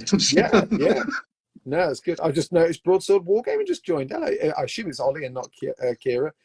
If you want to say Kiara, it's not Kiara, it's Kira. Yeah. I said it even. Yeah, I'm You're awful. bringing all the famous people to my stream. I'm I don't quite. know. I mean, you're a big hit man. I mean, I'm just this random guy that's just appeared. Generic egghead. That's what I am. Hey, look, it's that generic egghead guy again. Hi. Oh, look, it's that generic bald man. Hello. I think I saw your miniature on the game night. Yeah. So we've got this is a question to both of us. Oh, I feel honoured. Would you do a kill team? If so, which factions? Ooh, yeah. I mean, I've done a few already, but quite like the idea of doing the Striking Scorpions, because I like them. They look great. But I've got the sets, but I've done them as Sisters of Sigma for Age of Sigma. But I still like the idea of doing the Sisters of Battle Novitiates, because I've got the sets, but I've not used them for Kill Team. I've used them for Age of Sigma, weirdly. So yeah, them Sisters or Striking Scorpions, I think. What about you? I've actually got I've got Kill Team up there, Kill Team Octorius that I bought for the Orcs. I split the box with Sid, who asked you the question about the tea, and sent him the Krieg because he wanted the Krieg. And I've got the Orcs built, and I painted one. Oh, that's your test model, so you know what you're doing now. It was a test model. It was a test model in 2021. Oh, did you write the notes down, or is this now going to be like test model number 2? Well, I have got an orc army, so I know my orc skin recipe. It was just one of those things where I thought, well, I could get into Kill Team, and these orc commandos are really cool, and they'd be really good on my list. And I really like the knob with the power claw, so I painted him up. Was really pleased with him, and then just got distracted.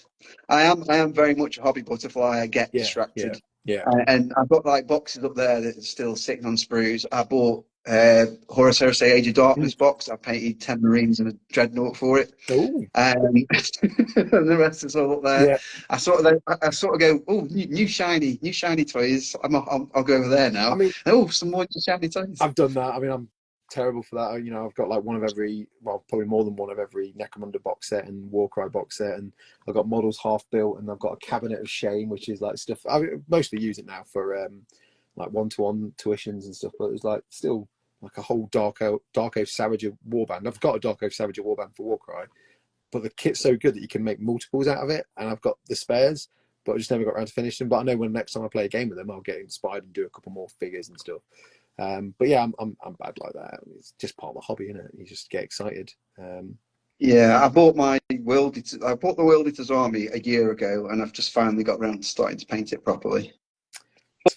But I found that listening to audiobooks on that specific faction that I'm painting really inspires me to get them painted. So I've listened to Betrayer, Anger on the Red Angel, Slave of Nuceria, and it's just like, oh, I'm really into World Eaters now. I want to paint more. So I need to do more of that, I think. I think that's my problem. Because I'll paint one miniature and then move on to another one. Yeah, I definitely think there's some value in that. I mean, I often put a TV show on or a film that I've watched before, so I don't have to keep looking up or like keep track of what's going off. So like normally Lord of the Rings or The Hobbit goes on.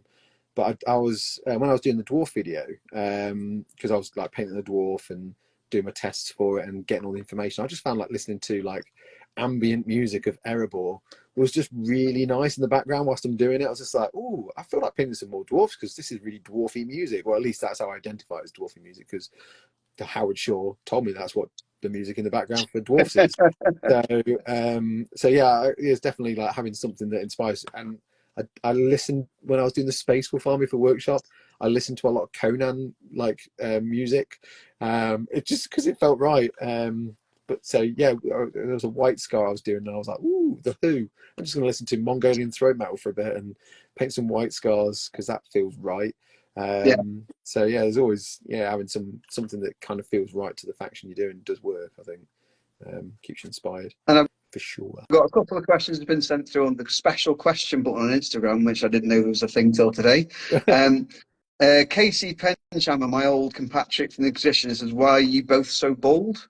I'm not actually bald. I wear the hat because I've got really crappy long hair that I really need a haircut. So the hat's there to Oh, keep what my a hair under control. problem to have! What a problem to have! Oh, I need a haircut. Oh no, my hair's so long. Yeah. Why are we so bold? I don't know. Licking lead figures as a child, maybe.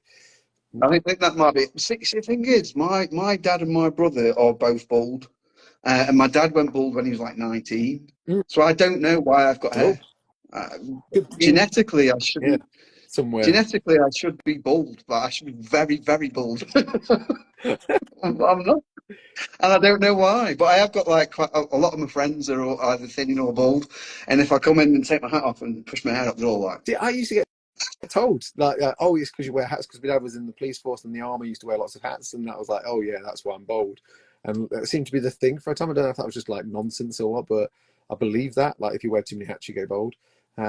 So I never used to wear hats, and I refuse to wear hats. Even now, it's become like a condition. I was just like, I won't wear a hat because it makes you bold. I don't know. Paint your dad. "Thank you, Dad." And I've got it probably is something. Someone else said it's probably my mother's side. It probably is because I don't think my granddad went bald till he was in his 50s. So it could be that, but it is just really strange that I look like I'm adopted. 'Cause where did you No, find that one from? Where did you get the hairy one from? the hairy. My dad and my brother can't grow beards either. Oh right, It's like where yeah, where did the hairy one come? Well, they try, but it's really patchy. yeah. And it's like where did the hairy one come from? Who's the hairy one over there? And then Shane says, not a question, but to say thanks for the old crew speed painting tutorial. Definitely going to be using his method. Music in that video slaps so hard too. Oh yes, yeah. There's some interesting. I didn't edit that. That's all Pat. So good fun choices of music. I tend to go for something that's probably a little bit quieter and not as intense. But yeah, I enjoyed doing those crew. I wasn't too like weirdly. This sometimes is the case when you're doing projects. I was like more eager to paint the breeches and the crew. And when I started doing the project, I actually enjoyed the end results of the crew more than the breeches. As much as I liked the Praetorian kind of vibe that I did with the breeches with the red coats and the blue. I actually found them they weren't dull. They just weren't as exciting as I was expecting going into painting them.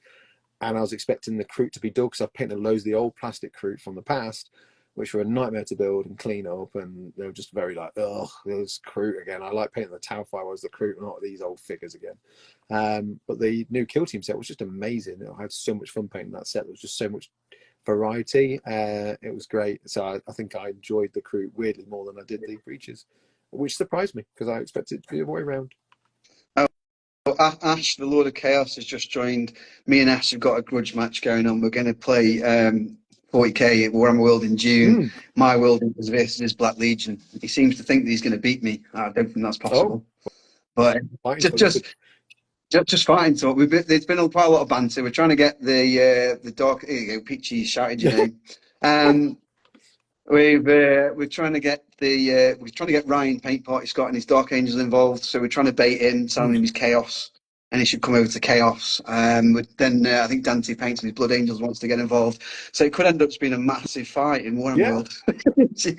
and then you can just take it out into the car park like most people do. That's the only way to really finish the day, I think. See, he's backing how you go. down now. He's backing down now. He says he's never going. He never said he was going to win. Yes, you did.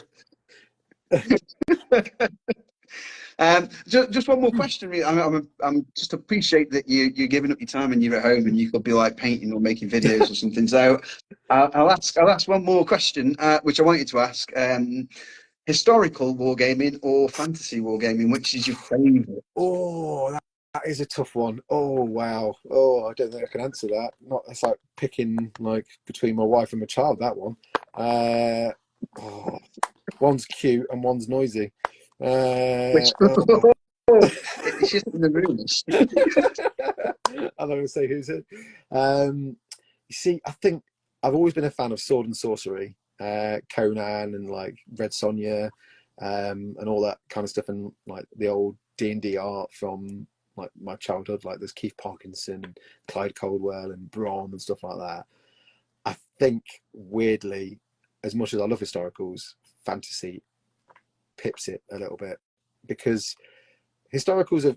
I find it fun because you can do the research and paint the stuff, and it's happened, and there's lots of resource out there, and I like that. But I also like making up my own stuff, and fantasy gives you more opportunities to do that. And sometimes I do that with my historicals, like the Silver Bayonet is a great place. It's almost like merging the two, because I've done for Silver Bayonet some Knights Templar. There was no Knights Templar around in the Napoleonic Wars fighting against, but then Silver Bayonet has vampires and monsters, trolls, all weird things and ghosts. So why not have some Knights Templar with muskets? So I've, that I can play around with that, and I think I like doing that. I like merging things or like playing around or trying different color schemes. So I think fantasy pips it. It sickens me to say so, but I love. You are creating a bit of a renaissance at Boltstone, though. I know I keep mentioning this because that's the only place I go to play games. They've got like. There we play everything. I mean, we're really into one-page rules at the moment, which I would strongly recommend if they're complicated, because 40k is very complicated and one-page rules is very simple. And at my age, simple is good. But quite a few people play there's a game called Saga. I don't know if you've heard of it, which is like an historical skirmish game. And since your Napoleonic stuff, a lot of them are now looking at getting Napoleonic. So they play bolt action as well. So they play a lot of World War II stuff. And now they're like, oh, Napoleonics. And Scott, I know Scott was starting like a Napoleonic army. It's all off the back of like, oh, Peach's Napoleonics. Oh, he's showing us how to paint Napoleonic, because everyone was like, I don't want to paint Napoleonics. All those brass buttons. And I think so. I think you are starting a bit of a historical renaissance, which is good, because it's something I've never thought of, but I did really, really enjoy the Games Night video you did. I mean, I like the Games Night guys anyway. Ben, Tom, Lewis, they're very, very funny. And I just thought, which game was that? Was it Black Power? No, it ended up being. So when I was chatting to Ben, we had a couple of options. There was Sharpe's Practice and Chosen Men, and Sharpe's Practice we were edging towards that because it's got the word sharp in it, but it needed a few more figures and it looked a bit more convoluted, whereas Chosen Men felt a bit more skirmishy. And this was before I really got into Silver Bayonet as well. So it made sense to do Chosen Men, because there was a little bit more granularity to like having a small squad of 5 instead of having to be like 24, a block of 24, block of 24, block of 24. I'm sure it'd be less with some units, but there was like one rule that we sort of tweaked in that game. Most of it was like it just panned out as it did. There was no sort of like fluffing of rules that much at all, if I remember, apart from one. Normally in the game you can either move or shoot, and we let Harper move and shoot to get him out of that combat with the cavalry guy, because it would have been a bit like as an anticlimax at the end. So it was like, what would be cool from a cinematic point of view is if he just stands back and unloads his volley gun into the French Dragoon. That would just look fun. So that's what we ended up doing for that. And that was like, that broke the rule a little bit, but no one really cared because we all had fun. And they all died anyway and got captured by the French. So well, hopefully down the line we'll do another either Sharpe's rescue, or Lewis likes the idea of doing something more black powder based, and maybe like picking like La Haison or Hougoumont or something like that. But yes, Silver Bayonet, I've talked to a few people about it. It's a really good gateway to Napoleonics, because you don't need to know anything about Napoleonics. You can, and I was saying this to a few folks, because they're like, if you buy a box of Perry miniatures, it's like 36 for like 20 quid. So you get loads of figures in there for 20 quid, but I won't need 36. I'm like, you could do that, but the Perrys also have the option to buy their command separately. So you can make buy a Russian command and buy a British command and Prussian command and just make up your own warband from those 4 sprues or 3 sprues, which will probably have like 12 figures. You only need 8 figures in the game anyway, and there's some bespoke metal sets you can get from North Star. But I just go on eBay, and if you're on eBay, you can look at Perry, Victrix, War Games Atlantic. They sell there's so many places out there just sell one sprue separately, so you can get a rifleman sprue separately for like £1. I mean, yes, probably in the long run, it might be cheaper to buy the whole set if you're doing like an army. But if you just want to do a small group of like 8 figures, then buy a sprue of British rifles and a sprue of British line infantry, and then paint them however you want to. Because even in the book, it's like, if you don't know anything about uniforms, that's fine, because these guys will probably swap it around. And also, there's vampires and skeletons in it, so who cares? Which will lead to me to something I was going to mention and allude to. So, because I do like 40k, I'm a big fan of Astra Militarum, but I also like Napoleonics and I like black powder as a rule set. I've got this plan. It's a video I'm kind of working on at the moment, getting some stuff built up and prepped. But I'm gonna I've got yet to work out how I will present it as a video. But I'm going to make an Imperial Guard army using nothing but Napoleonics, because they scale quite well with Space Marines. I've been looking at all the different sizes of Space Marines in against the Intercessor. The Intercessor are a head higher. So that kind of fits the scale of like Marines being 8 foot tall versus like, your 6 foot tall, 5 foot tall humans. So I'm like, well, that doesn't look too jarring. I've put them on 25mm round bases, which looks fine. But so far I've made a platoon, so 25 figures of Mordy 9 Guard, and that's just using some Prussians. I've mixed some Boer War British with some French and American Civil War Zouaves. You get like Zouaves with like fezzes and ones with like sort of big head wraps and stuff like that. Look like Talon Desert Raiders. So I'm sticking those heads on the Boer War British. I'm just painting them like Talon Desert Raiders. They're all going to have banners. There's going to be loads of banners with like eagles on it and this, that, and the other. The only thing that looks a bit weird is they've got muskets, but if you cut them down a bit and paint them silver, they're all marching in like column or like line, and they look like the old art from it's the Neckerman and Spiders, which has like a load of like Napoleonic looking guardsmen with flags and off. And I'm like, I'm gonna build it and paint it so I can use it for both black powder and 40k, because a platoon is 25 figures. Well, it could be more. So I've got 5-man command and I've got 2 squads of 10, and I'll do that multiple times. I'll add some eventually nobles in there, but it's that kind of like, once you start buying different figures and paint them up and going, if you just buy some Prussians and use the peak cap, you've got pretty much Mordy 9 Guard. All you need to do is paint them like Mordy 9 Guard, and they look like Mordy 9 Guard. Oh, that's cool. And they look quite stoic and whatever, but seeing it all like in these ranks, and then I've got an idea for doing the baddies, which I'll come to as another video later on down the line, which will probably be Age of Darkness using that set, because that's quite a good set. That's a whole faction. But making 3, if you don't, anyone watching this doesn't know how black powder works, you basically ask your mate how many brigades you're going to do, and a brigade is like a body of soldiers. So let's say brigade 1 is like 2 squads or 2 regiments of infantry and a cannon, and another one is like 4 regiments of cavalry, and another one is like all infantry. It's like 5 regiments of infantry, and each regiment of infantry is like 24 figures. So usually a box of Perrys, you can get 2 regiments out of it. So you can always have 1 brigade with like a cannon from just 1 box of like British or whatever.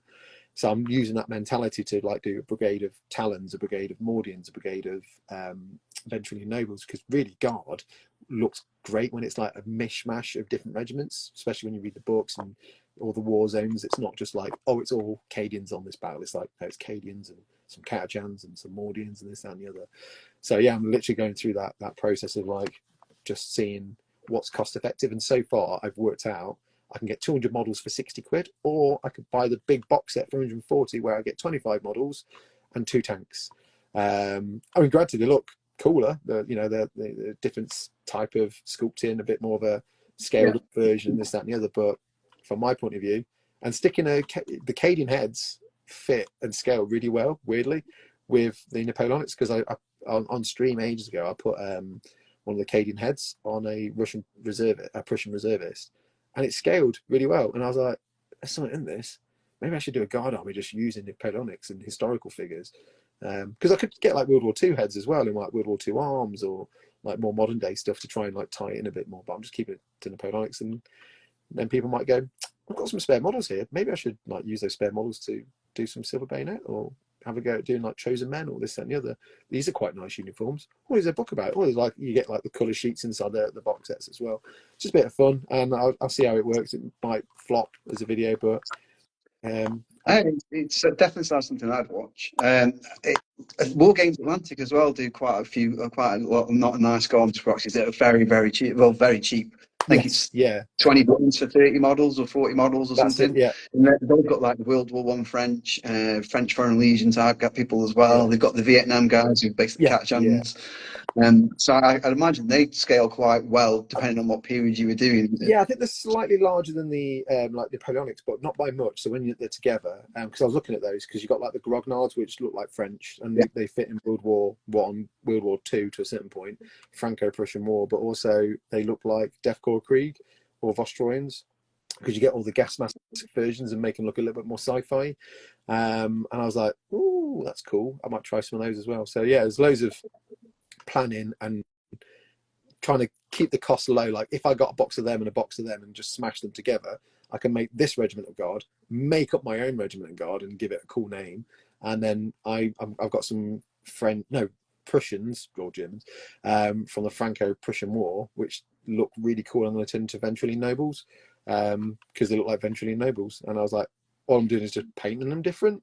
And when I'm on the battlefield with like a big flag that's got like a big imperial eagle on it, that'll look quite cool. So yeah, we'll see. Well, I think there's definitely an interest there. I mean, the 40K as a hobby is very expensive, Mm. and I think that's sort of a sort of boundary to some people to getting involved because you can get them down to the club or whatever, and you can give them an introductory game, and they might really like it, and then look at the costs involved, and that prohibits Yeah, them from doing it. But I think any video where these shortcut, well, I think where there's a shortcut way around things is brilliant for the hobby personally, just to make yeah, it more accessible to people. yeah, Uh, because I think people got it into their heads because GW don't let you use non-GW models at their tournaments or at Warhammer World or in their stores. That means you can't use them. But when I play, there's plenty of people who proxy or 3D print, and no one, just a casual game with friends. No one well, cares. I found nowadays that it's very rare that you do gaming in store in like standard Warhammer Games Workshop stores now. Anyway, they don't do it. They're not set up for it, or it's not a thing that they do. They just do their intro games or their beginner sessions, even if they do that. And it's rare that I ever attend an official Games Workshop tournament. So for me, and I imagine a fair other people, they'll just go to their local friendly gaming store and play there, and they don't have the same rules or requirements, so you can literally do what you want.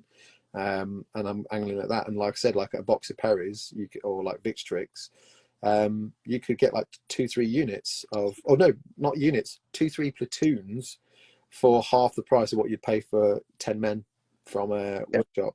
And I'm not sort of like slating the workshop stuff. Like the quality of the sculpting is amazing, but when it's like pound for plastic, and you're looking at the amount of effort that's put into both of those kits, it's, to me, it's like it's night and day. I'm like, I can either get 56 figures for 20 quid or 10 for 37.50, and with a little bit of clever sort of like color choice and maybe a head swap, I can still make my own Imperial Guard.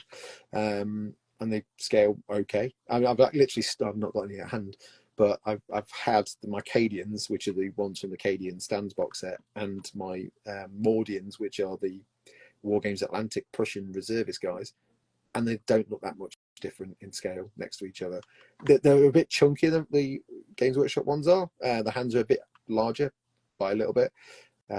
But when they're on the tabletop or painted and you've got like swaves of them, no one's really going to be looking at that. They're just going to be like, "Ooh, look at them." And then using the Black Powder rules as well. If you've ever played Black Powder, it's so fun. Such a fun game. Because it's more about issuing, it's how you issue your commands. There's a bit of like a flavor and a narrative to it. You don't just like go, "Oh, I'm just going to do a leadership check and move forward." You like go, you need to explain to your opponent what you're going to do. So I apologize when teaching people to suck eggs here. So as a prime example, let's say I've got like a load of Mordy 9 guard in march column, and that's how they start the battlefield. They're in like march column, so it's a big long line for walking. And I'll be like, okay, I want my march column to march up the hill, then form line, get to the wall or the bunker, and then fire on the chaos troops over the hill. It's like, cool, take a leadership check. You take a leadership check. Oh, you've passed it by one. Oh, okay, so I get one move. Yeah, which was to move up the road in march column. Oh, okay, so I'm closer to the enemy now, but I'm still in the worst possible formation I can ever possibly be in. Yeah, because that's the order you gave, and that's what they heard, and that's what they're now doing. Oh, great. And then you do your next brigade, and like you like go, oh, I'm gonna make you advance as close to the enemy and then open fire, and they you roll a double six and it's a blunder, and you roll on their table and they go and do what they want instead, because it's to represent like officers galloping with like notes, giving it to like a unit commander, then galloping back, and it's that whole Chinese whispers thing. So sometimes like they'll be like, apparently Wellington wants us to march to a hill, but that's behind us. And like when it's like, why are they going behind us? I said, go to the mill. Oh no. So It's giving me flashbacks to the Sharpe episode where he was at to Waterloo, and he was it William yeah, of yeah, Orange he was yeah, with, and he got them to form square against artillery. yeah. Is that I do drawings for him? Yeah, but it's that literally that is. I remember doing a few like sort of team bonding exercises where there'll be some officers or generals upstairs in separate rooms, and then you'd have like the runners and the lieutenants downstairs, and the runner would have to go upstairs, get the commands, then go down to the lieutenants are in charge of certain units or certain portions of the battlefield. And it was carnage because some people just weren't very good at communicating. You'd all rotate and do the different jobs through the day, but it was an old manager training sort of technique to work on communication. It was so much fun. So you play like a normal game of Warhammer, and then you act as the runner. So what that guy's told me, I need to remember exactly what he said, because he only sees a portion of the battlefield. So the officer on the battlefield is then relaying what he can see. So then the runner will go up and tell them what that guy can see, and then he makes notes on his battlefield, like, well, there's some orcs in front of me, and then there's some like chaos warriors apparently on the flank. I don't know where they came from, and there's a building here, so this is what's been told, and that's not what the battlefield looks like at all. So eventually when you come down at the end of the day, you're like, that's totally not what you explained to me when I was upstairs. Where are these chaos warriors? I never said anything about chaos warriors. Like, you did. I said no orc warriors. No, you said chaos. No, I didn't. There's like silly arguments about like that kind of stuff. I used to love that stuff. It's great. I should do that more. There's, That'd be a great there's a video. video on that. I want to say it was Yogcast. I might be having a fever dream, but I remember there was four generals in a room, and they were doing just that. They couldn't see the battlefield, and they were relaying stuff back and forth. And it was just a really fun video because it was just Yeah, yeah, carnage. yeah, Because they can't see what's going on. yeah. They're just relying on somebody. They're telling him what to do, and they're running off and telling the guys who are actually playing the game on the board. It was fantastic. I can't remember if it's Mini Wargaming or Yogscast. It was one of the two, but it was one of the funniest videos. It is a few years old. I need to look it up now because now you've said that, it's triggered that video. And you're right. It's great. It's really fun. There was also that game, Time Commanders. Yes, yeah, That's still on BBC Two, which was similar. You had a general, a captain, and then somebody actually running the army, yeah, and that was all being relayed back and forth. And it just shows you the chain of command can just totally yeah, screw yeah, everything up. yeah. And to a certain degree, Black Powder has that, but it's very like limited. But it's just great just being able to like just like say to your mates like, I'm gonna do this, I'm gonna do this, I'm gonna do this, and you don't get any of it off at all. You're like, oh no, I'm in so much trouble. Um, You got a nice message from Paper Tabletop. Really happy that you're bouncing back on your own, Peachy. Best of luck. I really like your practical and down-to-earth approach to teaching and hobby, and great to have more videos to look forward to. I second that. I think it's really great. I mean, I like the fact that, and I'm going to sound really soppy here, but I like the fact that I get all emotional.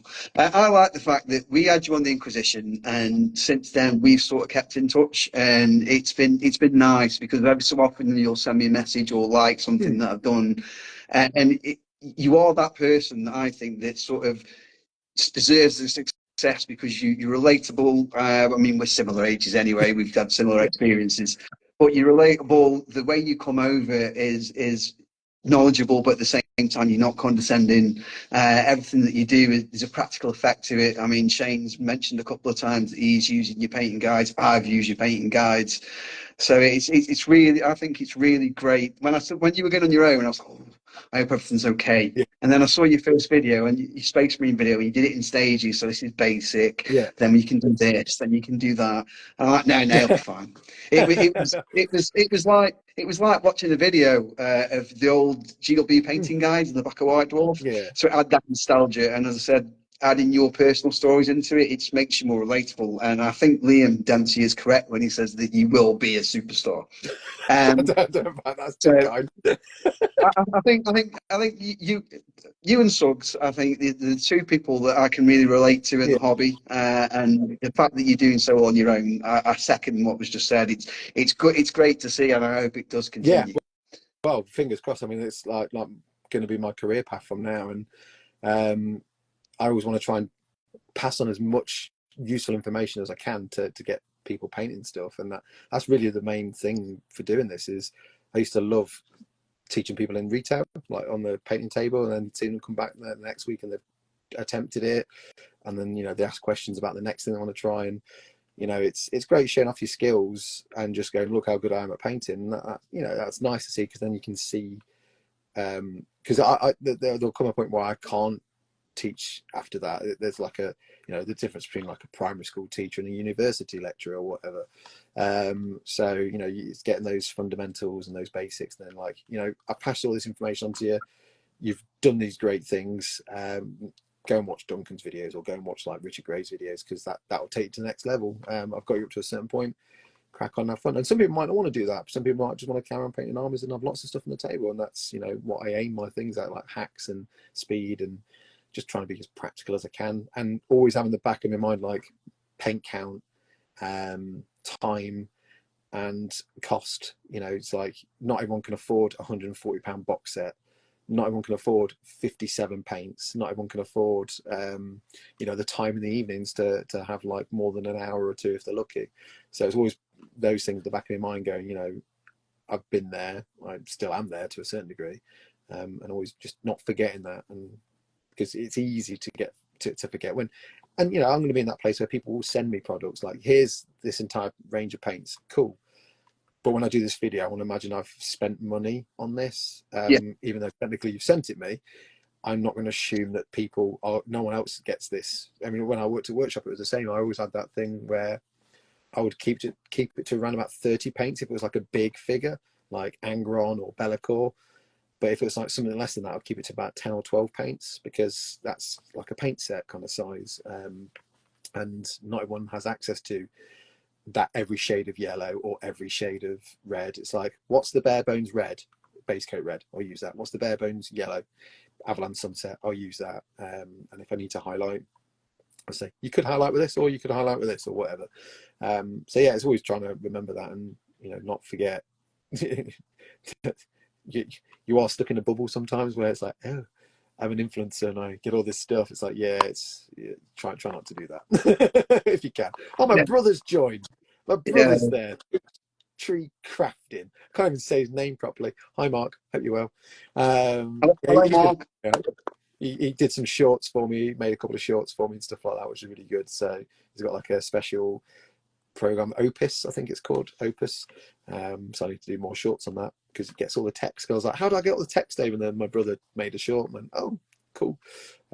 So yeah, it was him that got me into Warhammer, really, my brother Mark. Hey, bro. My God, you sound so cool. Bro. You are not that cool. You're so not that cool. But yeah, because he used to do D&D with his mates, and I did like, historicals and whatever. But yeah, that's what really got me into like Lord of the Rings, because he used to watch and read the Lord of the Rings books and Dragonlance and stuff like that. So it's my brother's fault, really, for me being in the hobby. It's your own fault, Mark. Yeah, it's your fault that he's now an influencer. See, I was going to say, I don't really reveal what I do social media wise at work and stuff, because you just get that stigma, don't you, that you paint little toys and you're a middle-aged man and what are you doing? But then people do find you, and then a lot of the reaction I've had's like been really positive, but I hate it when someone says, "Are you an influencer?" And I was like, if I'm influencing you to do anything, then you're on the wrong track. Yeah. You do not want to use me as any kind of role model at all. Yeah, it's a weird term. I mean, I just like make stuff. I just like make videos, and if that influences you to do stuff, then great. I mean, if that's the right terminology, I don't mind. I'm just a simple man painting his way across the galaxy. That's all I am. That's all I am. And Pete, your brother says it was Dad with his Napoleonic soldiers, not him. Yeah, it was my dad got me into Napoleonics and whatever, but it was my brother that got me really more into the fantasy stuff, because I'm going to tell a story, Mark, and you're probably not going to remember it, but I certainly remember it. So one day we had a Hero Quest box set, and we played it a few times, and my brother would be the GM for it, and we did some painting. I think it was like summer. I remember being in the conservatory. We had a conservatory at the back of the council house, and we were all doing some painting, and my brother Mark had been to Games Workshop, and he learned a technique called dry brushing. And he came back and showed us. And I think my brother James had the barbarian, had the skin done, and my brother was showing him, but he had like black paint, and he got this black paint, rubbed it off, and started like dry brushing over the skin of the face, and it just looked like that comical sort of like Looney Tunes when the bomb explodes and you just get all soot on your face. So I understood. So looking back now, I think you were taught a technique, and you understood that you dry brush paint over things, but it needed to be a lighter tone of flesh, not black. I just remember my brother James looking and going, that looks weird. Everyone was like, yeah, why would you do that? That looks really weird. But yeah, I don't know if Martin remembers that, but I remember that fondly. Funnily enough, I think dads have got a lot. It was my dad that got me into this as well, because as a kid he had was building airfix kits and painting airfix planes. And then we started playing D&D when I was about 11 or 12 with friends. And then we found these games where the Citadel miniatures in the local toy shop, and we started buying them. And then he went, "Oh, you know, my godfather's Tony Ackland," and he went, "Oh, well, you know your Uncle Tony." Like, yeah, the guy that comes round every Christmas, stays the weekend, gets drunk, smokes cigars. Yeah, I know Tony. I know Uncle Tony. Yeah, he went. He works for them, you know. And that was it. Then that was a slippery. So yeah, parents have got a lot Yeah. to answer. Oh, what a godfather to have, Tony Ackland. Wow, that is. Yeah, I didn't realize at the time who he was. He was just Uncle Tony. Yeah. We had Big Tony and Little Tony. I had two godfathers. Anthony lived in Lumpton at the time, and then Little Tony lived in Teen, and we used to visit them both, and they used to come round and stuff. And we called them Big Tony and Little Tony because Tony from Teen was like about 5'6", and obviously Tony Atkins like 6'8", 6'9". Yeah. Wow. And I just remember he had to duck to get through the doorway at our house, and he was just that guy he used to drive a black Jag, you know, the Inspector Moore's Jag. He had a black one of those. He only ever smoked cigars. You always knew he was in the house because you could smell cigar smoke all through the house. And he used to get out of the car in this full-length leather jacket. He had big, bushy, dark hair, big beard, and he was massive. And he was just like, "You're the coolest person I know." I mean, it sounds. He did look like a gangster. Yeah. It's the long black leather storm coats that always get me. That always identify when you're walking around town. You're going to be heading to Games Workshop soon. You've got the storm coat on. You look like a commissar. Yeah, you're definitely heading to the workshop. Yeah, he used to get us free tickets to like Games Days and Golden Demons. And I remember meeting John Blanche. That was an experience. Yeah, John. John is great, but I think when I met John, I was about 14, 15, and he'd obviously been drinking all day. Oh, right. Right, yeah. The big drunk John Blanche experience. Yeah. This is my friend.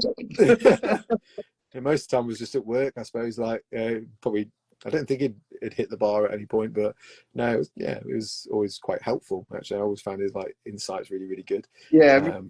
Really, really nice guy. But the one time I met him, he was very drunk. Because I remember they used to have like big signs over what table, because you used to be able to go and play games there. So there'd be Warhammer Fantasy battle tables, there'd be Warhammer 40k tables. And at the end of the day, people were like asking if they could, taking the signs down and asking if they could sign them. So my brother said, "Oh, can I have the sign so I can get some of the artists and stuff to sign it?" And he said, "Yeah." And he went to John Blanche. He'd obviously been on the beers that day. I went, "Oh, can you sign this, please?" And he just wrote John all the way down it. Big letters. Wow. I can't see the art now, but thanks. Amazing.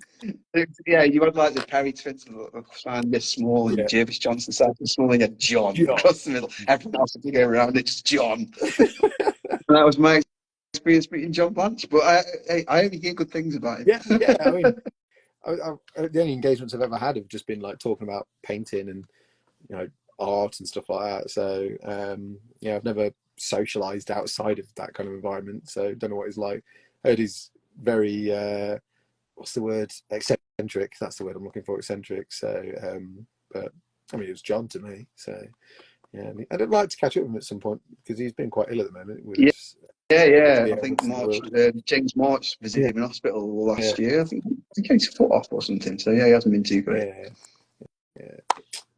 Anyway, I'm conscious that we've been talking for 2 hours, and I could talk to you even longer, but I've got a feeling that you've got kids. I'm assuming your son's probably in bed, and the missus probably wants to. Probably so, yeah. That's fine. So thank you very, very very, very much for being the first guest. It has been a pleasure and a giggle and a laugh. And for people who live under a rock and don't know where to find you, where can they find you? So they can find me on YouTube under the name Peachy Tips. Not at all meant to sound like a brand of tea, which I get slated for all the time.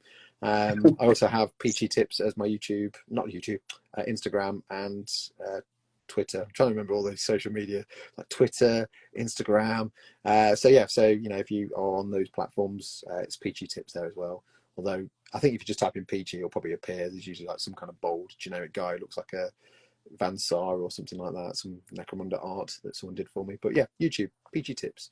Big teapot that says Peachy Tips on it. That looks like a paint pot with a teapot mixed together. It's a great piece of art. Thank you, Tom. That was Louise's graphic designer that made that for me. So shout out to Tom for making a awesome. It just says everything about me. As soon as I saw it, I was like, I'm having that. I like that. I want that. It is a great logo, and I'd just like to thank Boltstorm Wargaming. They're not a sponsor or anything, but they're always there to support me. They are the reason I've got 57 subscribers on the YouTube channel, because they put out on their community page. And also, thank you for St. Celestine for the graphics and the intros and things, and the name. She came up with the name. I can't even take credit for Echoes of the War because that was her idea as well. And also, thank you for Elements of Power for sending me these lovely minis and agreeing to sponsor me. Check them out on Instagram. I think they're only on about 120 something followers, and they deserve more because Matt's a really nice guy, and the game looks really good. And I'll be playing it on the 21st and live streaming it so people can see it for themselves. Cool. So thanks again for joining me. It's Welcome. been fantastic. Thank you very much. See you all later. Bye-bye. Bye.